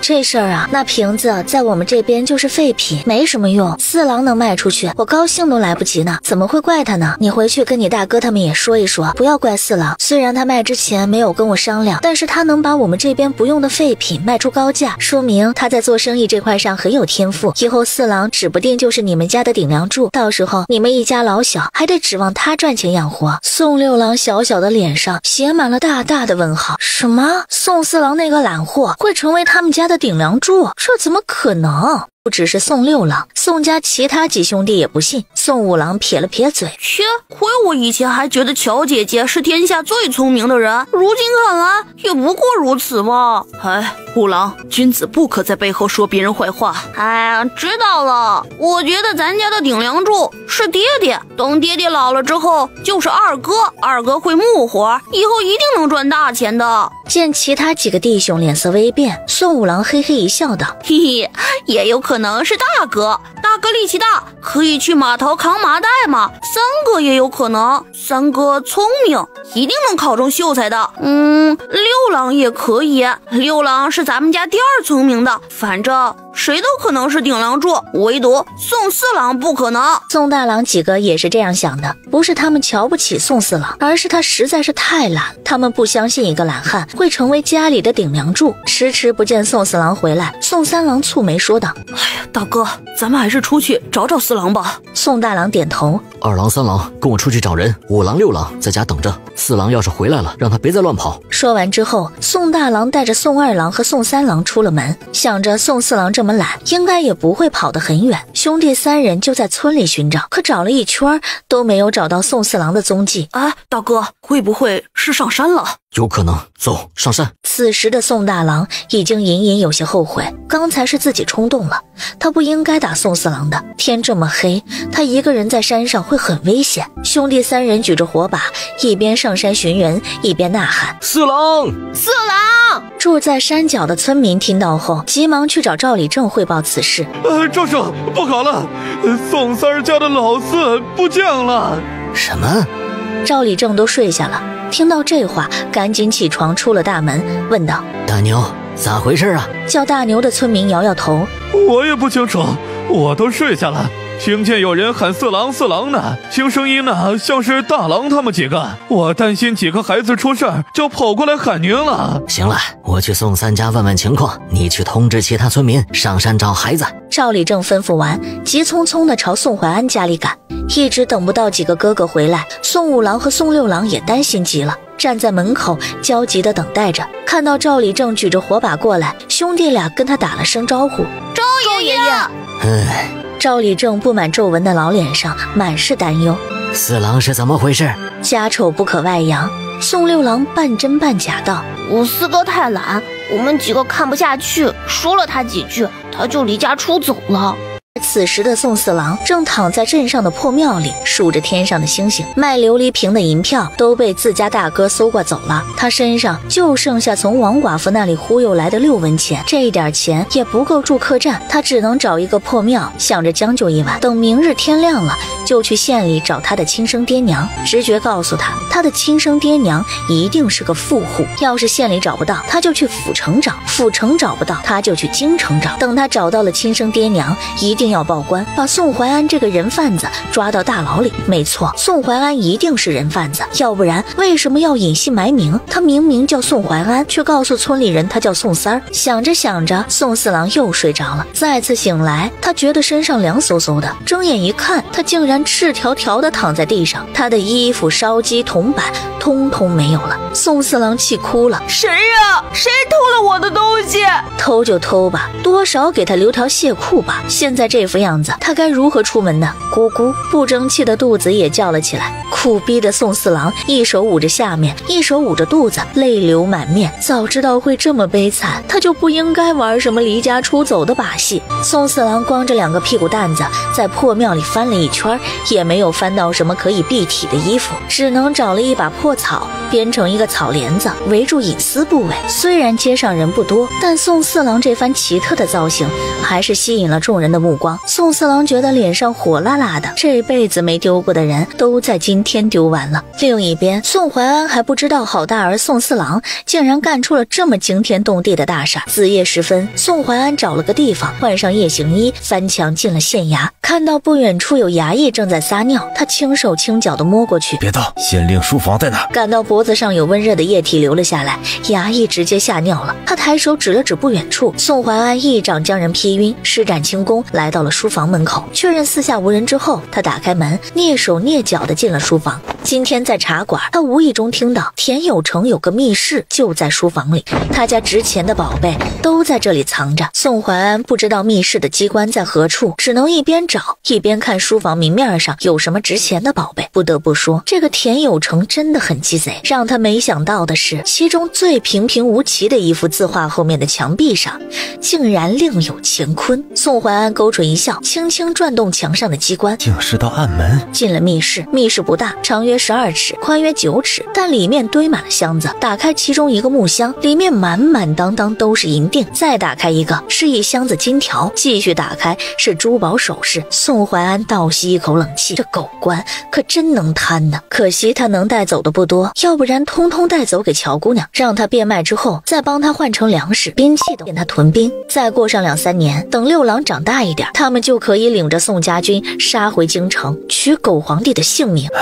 宋怀安重重地叹了一口气，打开乔西送他的背包，往里面狂装金条。装完金条，装首饰，很快背包就被他装满了。宋怀安恋恋不舍地出了密室。风走！宋怀安喊了一声，棕色大马抬起前蹄朝他奔来。上了马，追风已经沿着路撒开蹄子朝前跑去。追风，再快点！宋怀安担心乔西那边出意外，不停地催促着追风。追风累得要死，又不敢不加速，只能玩命地往前跑，生怕跑得慢了又会挨揍。约莫走了半个时辰的功夫，宋怀安瞧见不远处的路中间躺着一个光着身子，只在腰间围了一圈稻草的小孩。本着救人一命胜造7级浮屠的原则，宋怀安吁了一声。宋怀安跳下马背，仔细一看，这迷糊的少年竟然是他的好大儿宋四郎。虽然不知道宋四郎到底经历了些什么，四郎醒醒！宋四郎昏昏沉沉地睁开眼，十分虚弱地说：我是眼花了吗？我竟然看到爹爹了。对，宋三才不是我爹爹，我爹爹应该是县里最有钱的那户人家，宋三就是个人贩子，专门拐骗小孩的人贩子。等我找到我亲生爹娘，我就让他们报官，把宋三抓起来。宋怀安就早知道他会有这个想法，当初他就不应该把他捡回来。他着急回家，便把宋四郎丢到马背上，然后翻身上马，继续朝洛河村的方向驶去。马背上的颠簸感让宋四郎彻底恢复神智。你谁啊？快放开我！我爹爹可是平利县的首富，你敢绑架我，你完了！宋四郎一边说一边尿了出来，尿流了追风一身，气得他不停地嘶吼暴雨。宋怀安的裤子也难逃幸免，沾上了一些好大儿的尿渍。啪啪，他抬手在宋四郎屁股上狠狠拍了2下，语气玩味道：我怎么不知道你爹爹是平利县首富？宋四郎吃痛，哎呦哎呦的一边叫一边哭。大叔，你放了我吧，我可太可怜了，从小没有娘，家中爹爹和兄弟们都不喜欢我。威胁不成，宋四郎又改成卖惨。我也是昨天才知道，我爹爹不是我亲爹爹的，他就是个人贩子。我要去县城找我亲爹亲娘，结果一觉起来，衣服鞋子都被给偷了，我可太惨了。大叔，我1天都没吃东西了，你就放过我吧，最好能再给我点钱，等我找到我亲生父母，一定携重金感谢你。呵呵，宋怀安是头一次知道宋四郎嘴皮子这么利索，要不是他就是他口中的人贩子，他指不定还真会被他骗到。啪，他又给了宋四郎一巴掌。你说谁是人贩子？宋四郎哭着哭着，突然觉得这声音有些耳熟，怎么听起来像是人贩子宋三儿的声音？他挣扎着抬头瞄了一眼马背上的人，这不是人贩子宋三儿，不对，这不是他那亲爹又是谁呢？爹爹，我可太惨了，大哥打我，二哥三哥骂我，就连宋六郎都敢骑在我脖子上拉屎。宋四郎实在是太委屈了，天知道他这短短2天的时间都经历了些什么。行了，别好了，你不是要去找你的首富爹娘去吗？现在既然醒了，那就去找吧。追风，停下！追风乖乖地停下，宋四郎却拉着宋怀安的大腿不放。爹爹，我不找了，您就是我亲爹，我还能去找谁啊？他嘴里这样说着，心里却蛐蛐道：这次准备不充分，等我准备充分了再去找。宋怀安冷着脸说：想好了吗？机会只有一次，你若不去找你的亲生爹娘，回家之后就好好给我干活。你也知道我是人贩子，人贩子可不是什么好人，但凡你再敢不听话，我就把你卖到牙行。不要啊，爹爹爹，我听过。宋四郎吓得哇哇大哭，他才不想被卖到牙行。宋三儿虽然是个人贩子，但除了今天这几巴掌，他从来没有打过他。若是被卖到牙行，就他这懒劲儿，估计得天天挨打。出息！追风走了。追风累得差点吐血，可怜巴巴地驮着父子二人在黑夜里奔走。江景别墅得知宋四郎离家出走，乔西担心的不得了，可他又过不去大梁朝那边，只能干着急。这都1天1夜了，也不知道宋四郎怎么样了。玉玉也急得直掉眼泪。娘亲，西哥哥是不是死了？不会的，你四哥那么聪明，一定会没事的。玉玉点点头，手里拿着一包旺旺雪饼，想着等宋四郎回来给他吃。娘亲给他买了好多好多好吃的，他都给四哥哥吃。玉玉，你再回去看看你四哥回来没？打发走了玉玉，乔西抚摸着今天给宋四郎买的衣服、鞋子和临时大礼包，心里内疚不已。说到底，宋四郎今年不过才8岁，还是个孩子，是孩子就难免有一些逆反心理。他给宋家其他孩子都买了衣服、鞋子和礼物，独独没有给他买。换做他是宋四郎，他也会感到伤心和难过。教育孩子归教育孩子，但是教育也应该要合情合理、有针对性的去教。很明显，目前宋怀安和他对宋四郎的教育方式并不合适。宋家几兄弟也正在自我反思，是我不好，我不应该打四郎的。他们昨晚在山上找了一夜，今天又去镇上其他村找了1天，都没有找到宋四郎的踪迹。怪我不应该说他的。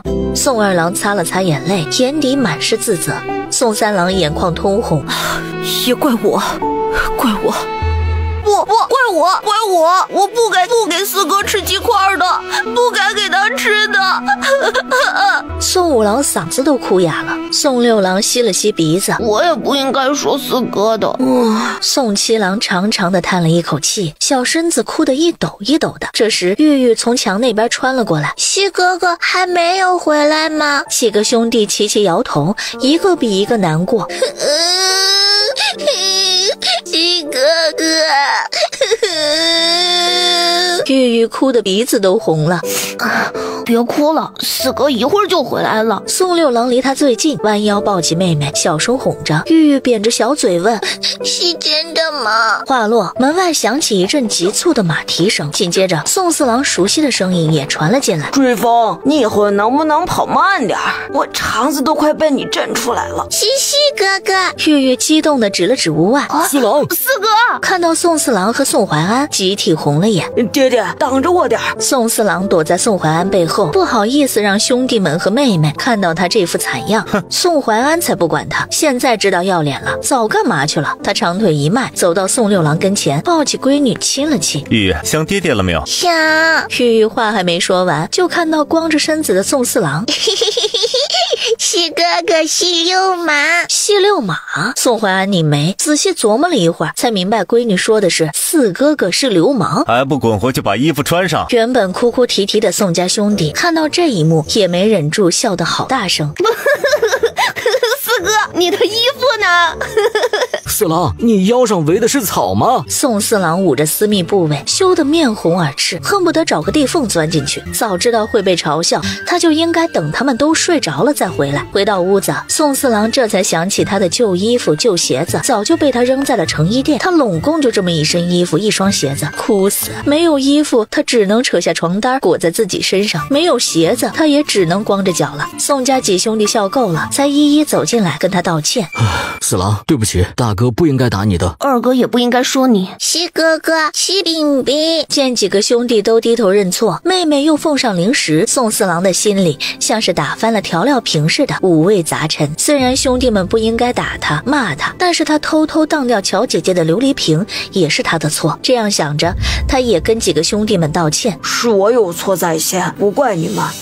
宋怀安眼底闪过一抹欣慰的神情，看来这小子还没有混蛋到是非不分的那种地步，拯救还能要。行了，这次我就不跟你们算账了，下次再发生这种事情，你们有一个算一个，都等着挨揍。宋怀安既没有向着谁，也没有责备谁，宋四郎离家出走这事儿就此结过。哥哥，乔姐姐给你留了信，把乔西录的音放开给他听。宋四郎挺意外的，听完录音更意外了。乔姐姐竟然没有怪他，不知怎么的，宋怀安心里忽然有些吃味儿。乔姑娘就没给他留什么信吗？他是这样想的，也是这样问的。没有。宋怀安就多余问，心情不好。宋怀安就拿宋四郎撒气。四郎，虽然你们乔姐姐没有怪你，但你私自当掉她的琉璃瓶是你的不对，未经允许花掉当瓶子的钱更是错上加错。你给你们乔姐姐好好道个歉，以后再发生这种事情，当心我打断你的腿。宋四郎怕怕的看了宋怀安一眼，爹爹这是怎么了？竟然要打断他的腿，太可怕了！早知道他就不跟他回来，继续去县城找亲生父母。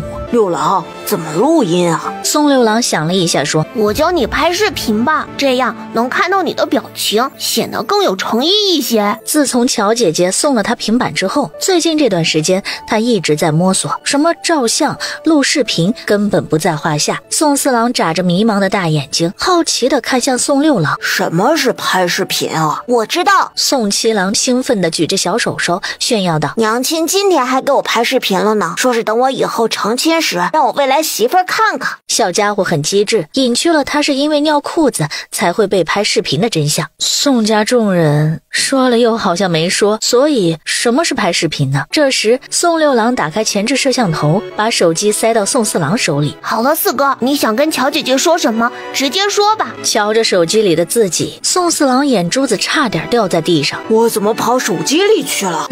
怎么我说话他也说话呀？宋六郎言简意赅道，你就当你是在照镜子，不过这个镜子是个魔镜，它可以记录你的音容笑貌。哦，宋四郎似懂非懂地点了点头，刚想开口说话时，宋五郎的小脑袋出现在了屏幕里。小家伙挥了挥手，笑着说，乔姐姐，我是五郎，你给的锅巴很好吃啊，炸鸡和汉堡也很好吃，都很好吃，我很喜欢。嘿嘿，哦，对了，你送我的蘑菇已经长出来了，嘿嘿，谢谢你，乔姐姐。他清了清嗓子，自我介绍道，乔姐姐，我是四郎，实在抱歉，我不应该没有经过您的允许就当掉您的琉璃瓶。家里的油灯忽明忽亮，宋七郎看见后晃着小脚丫说，要是咱们家有电灯就好了，亮亮的。唉，我还是喜欢娘亲家。闻言，宋怀安脸色微微一变，他怎么觉得这几个臭小子越长大越有些离经叛道了？一个说什么要去找自己的亲生父母，这会儿又来一个说什么喜欢娘亲家，什么意思啊？不喜欢他家呀？他觉得他家挺好的呀，哪里不好了吗？宋四郎啰里吧嗦讲了一堆，等他讲完后，宋大郎几个也觉得新鲜，抢着要跟乔西问好。宋怀安一直等着宋三郎说完，正准备接过手机也跟乔西说几句话时，宋六郎已经拿着手机跑了。宋怀安就合着他的脸是白洗了，衣服也白换了，都不给他一个露脸的机会。另一边，乔西还没有睡，一直等着玉玉过来报信，可左等右等依旧没等到，他心里的担忧又多了几分。娘亲，就在他胡思乱想之际，宋六郎牵着玉玉的手再次出现在卧室里。西哥哥回来了，还有爹爹也回来呢。回来了就好。乔西悬着的心终于放了下来。他们没受伤吧？没有受伤。乔姐姐，我四哥给你录了视频。玉玉想到刚才的事情，捂着小嘴嘎嘎笑得不停。娘亲，西哥哥是遛马，光着屁股回来的啊！乔西拿着手机有点懵，你们在笑什么？能不能跟我讲讲？我想跟你们一起笑。乔姐姐，你看了视频就知道了。好吧。乔西刚点开视频，就看到宋四郎又白又帅的面庞。又是一个小帅哥，在颜值的暴击下，乔西对宋四郎的印象好了很多。没办法，他就是一个三观跟着五官走的人。接着，宋五郎精致可爱的小脸也出现在了视频里。乔西嘴角扬了扬，五郎你也好看。看到小家伙说蘑菇长出来时那开心的小表情，他当即决定再给小家伙买一批蘑菇军包。我骗？不对啊，我跟当铺老板说这是西洋皇宫用的琉璃瓶，他就给信了。听完宋四郎讲述他如何忽悠当铺老板时，乔西心里直夸他666。过了一会儿，又听到他说他的衣服鞋子被小偷偷了，只能围着个草帘子回家时，乔西又笑喷了。难怪梁小芝刚才笑得那么开心。接着乔西依次看了宋大郎、宋二郎还有宋三郎，兄弟几个一个比一个颜值高，乔西羡慕哭了。谁敢想这么帅的儿子他一个都没有，而宋怀安竟然有7个。这要是放在现代，随便把哪个儿子送进娱乐圈，宋怀安后辈子都可以躺平了。视频里没有出现宋怀安的身影，乔西觉得还挺可惜的。他是真好奇宋怀安得帅成什么样子才能生出8个这么好看的孩子来。四郎，我觉得你很有做生意的天赋。听到这一句，宋四郎得意极了，他也觉得自己很有做生意的天赋。家里兄弟7人，大哥、二哥、三哥比他大那么多，都没想到拿琉璃瓶去换钱，只有他想到了。这不是天赋又是什么？爹爹，我想跟乔姐姐一起做生意。宋四郎嘴角的笑意怎么压都压不下来。乔姐姐就是有眼光，能看到她身上的闪光点，她当然不能让她失望。宋怀安若有所思地眯了眯眸子，他以前还真没看出来宋四郎有做生意的天赋。一起做生意可以，但是你能坚持下来吗？宋四郎抓耳挠腮，满脸疑惑地看着自家爹爹。做生意要能吃苦，每天早起晚睡是最基本的。生意做得再大点，还得全朝各地跑，你能吃得了这份苦？若是能吃，你就答应；若是不能吃，你就不要答应。做事情最忌讳半途而废，你先想想，想清楚了再回复你乔姐姐。嘴上这样说着，其实他心里很赞成宋四郎跟乔西一起合伙做生意。养一支几10万人的军队，花销可不是一般的大，他也不能完全把希望都寄托在乔西身上。万一哪一天2个世界的联系突然中断，到时候没有银钱，他该怎么养军队？所以最好的办法就是他这边也有人能帮他赚钱，源源不断的赚钱。目前看来，宋四郎就是那个最合适的人选。宋四郎沉默地端着饭碗，乔姐姐说的对，没钱寸步难行，可一旦做生意了，他就没有时间睡觉了，这可太愁人了。宋大郎、宋二郎他们也都看着宋四郎，心里既羡慕又担忧，羡慕他有赚钱的天赋，担忧他会拒绝乔姐姐。不早了，你们几个都睡觉去吧。六郎先别睡，一会儿帮爹爹给你们乔姐姐送些东西。是。宋家几兄弟应了一声，纷纷离开了宋怀安住的屋子。宋怀安给手机解了锁，打开摄像头，刚点了录制按钮时，宋七郎的小脸就出现在了镜头里。爹爹，你这是在做什么呀？宋怀安吓得脸色一白，故作淡定地说道：从今晚开始，去你大哥房里跟他们睡去，省得耽误他跟乔姑娘说一些悄悄话。不要。宋七郎撅着小嘴巴，一脸不情愿。哥哥们一个比一个臭，他太香了，才不想被他们污染。在宋怀安的眼刀下，宋七郎吓得鞋子都没穿，飞奔着去找全家第3香宋六郎。小姑娘你好，我是宋怀安。第一次录制视频，宋怀安有些拘谨，说着说着就卡壳了。我找到一些金条、首饰、花瓶，你明日拿去问问，看看能换多少银钱。若是不够，我再来想办法。你想和四郎做生意的这个事情，我是支持的。但是四郎这个孩子从小体弱，我也就纵容了他一些。谁知道他竟然得了懒病，我担心他做事情半途而废，所以让他先想一想，等想好了再给你回复。啊，对了，上次问你为什么打听少年将军的事儿，你还没有回复我。录制完视频，宋怀安喊来宋六郎，给你们乔姐姐送去，时间还早，你送完之后在那边陪玉玉玩一会儿，叮嘱她不要捣乱，要听话。知道了，爹爹。宋六郎假装不知道自家爹爹的小心思，冲他挥了挥手，穿墙而过。江景别墅，玉玉已经睡了。乔姐姐，爹爹让我给你拿来。一道金光闪过之后，宋六郎的身影出现在卧室，瞧着小少年快要被身上的登山包压倒。乖乖，这都什么呀，这么重？我也不知道。哦，对了，还有手机。六郎，辛苦你了，你稍微等下，姐姐先听听你爹爹都说了什么，一会儿可能麻烦你送个信。宋六郎点头，乖巧的坐在一旁的小沙发上等着。猜到这些东西来路不正，乔西拿着手机和背包去了隔壁客房。点开视频后，看到宋怀安那张俊美的脸庞后，他激动的差点忘掉呼吸。老天奶呀，这是什么神仙颜值啊！在他的印象里，宋怀安就是那种又高又壮的农村糙汉形象，可他一点都不糙。堂，反而剑眉星目，高贵威严，给人一种大将之风。明明身上穿的是几十块钱的普通服饰，可在他那张俊脸的衬托下，衣服都显得金贵了许多。视频播放完毕，乔西全程只关注了宋怀安的脸，至于他说了什么，他是一个字都没有听进去。乔西啊乔西，瞧你那没出息的样子，看到帅哥正经事儿都忘了。重新播放了一遍视频，才听明白他说了什么。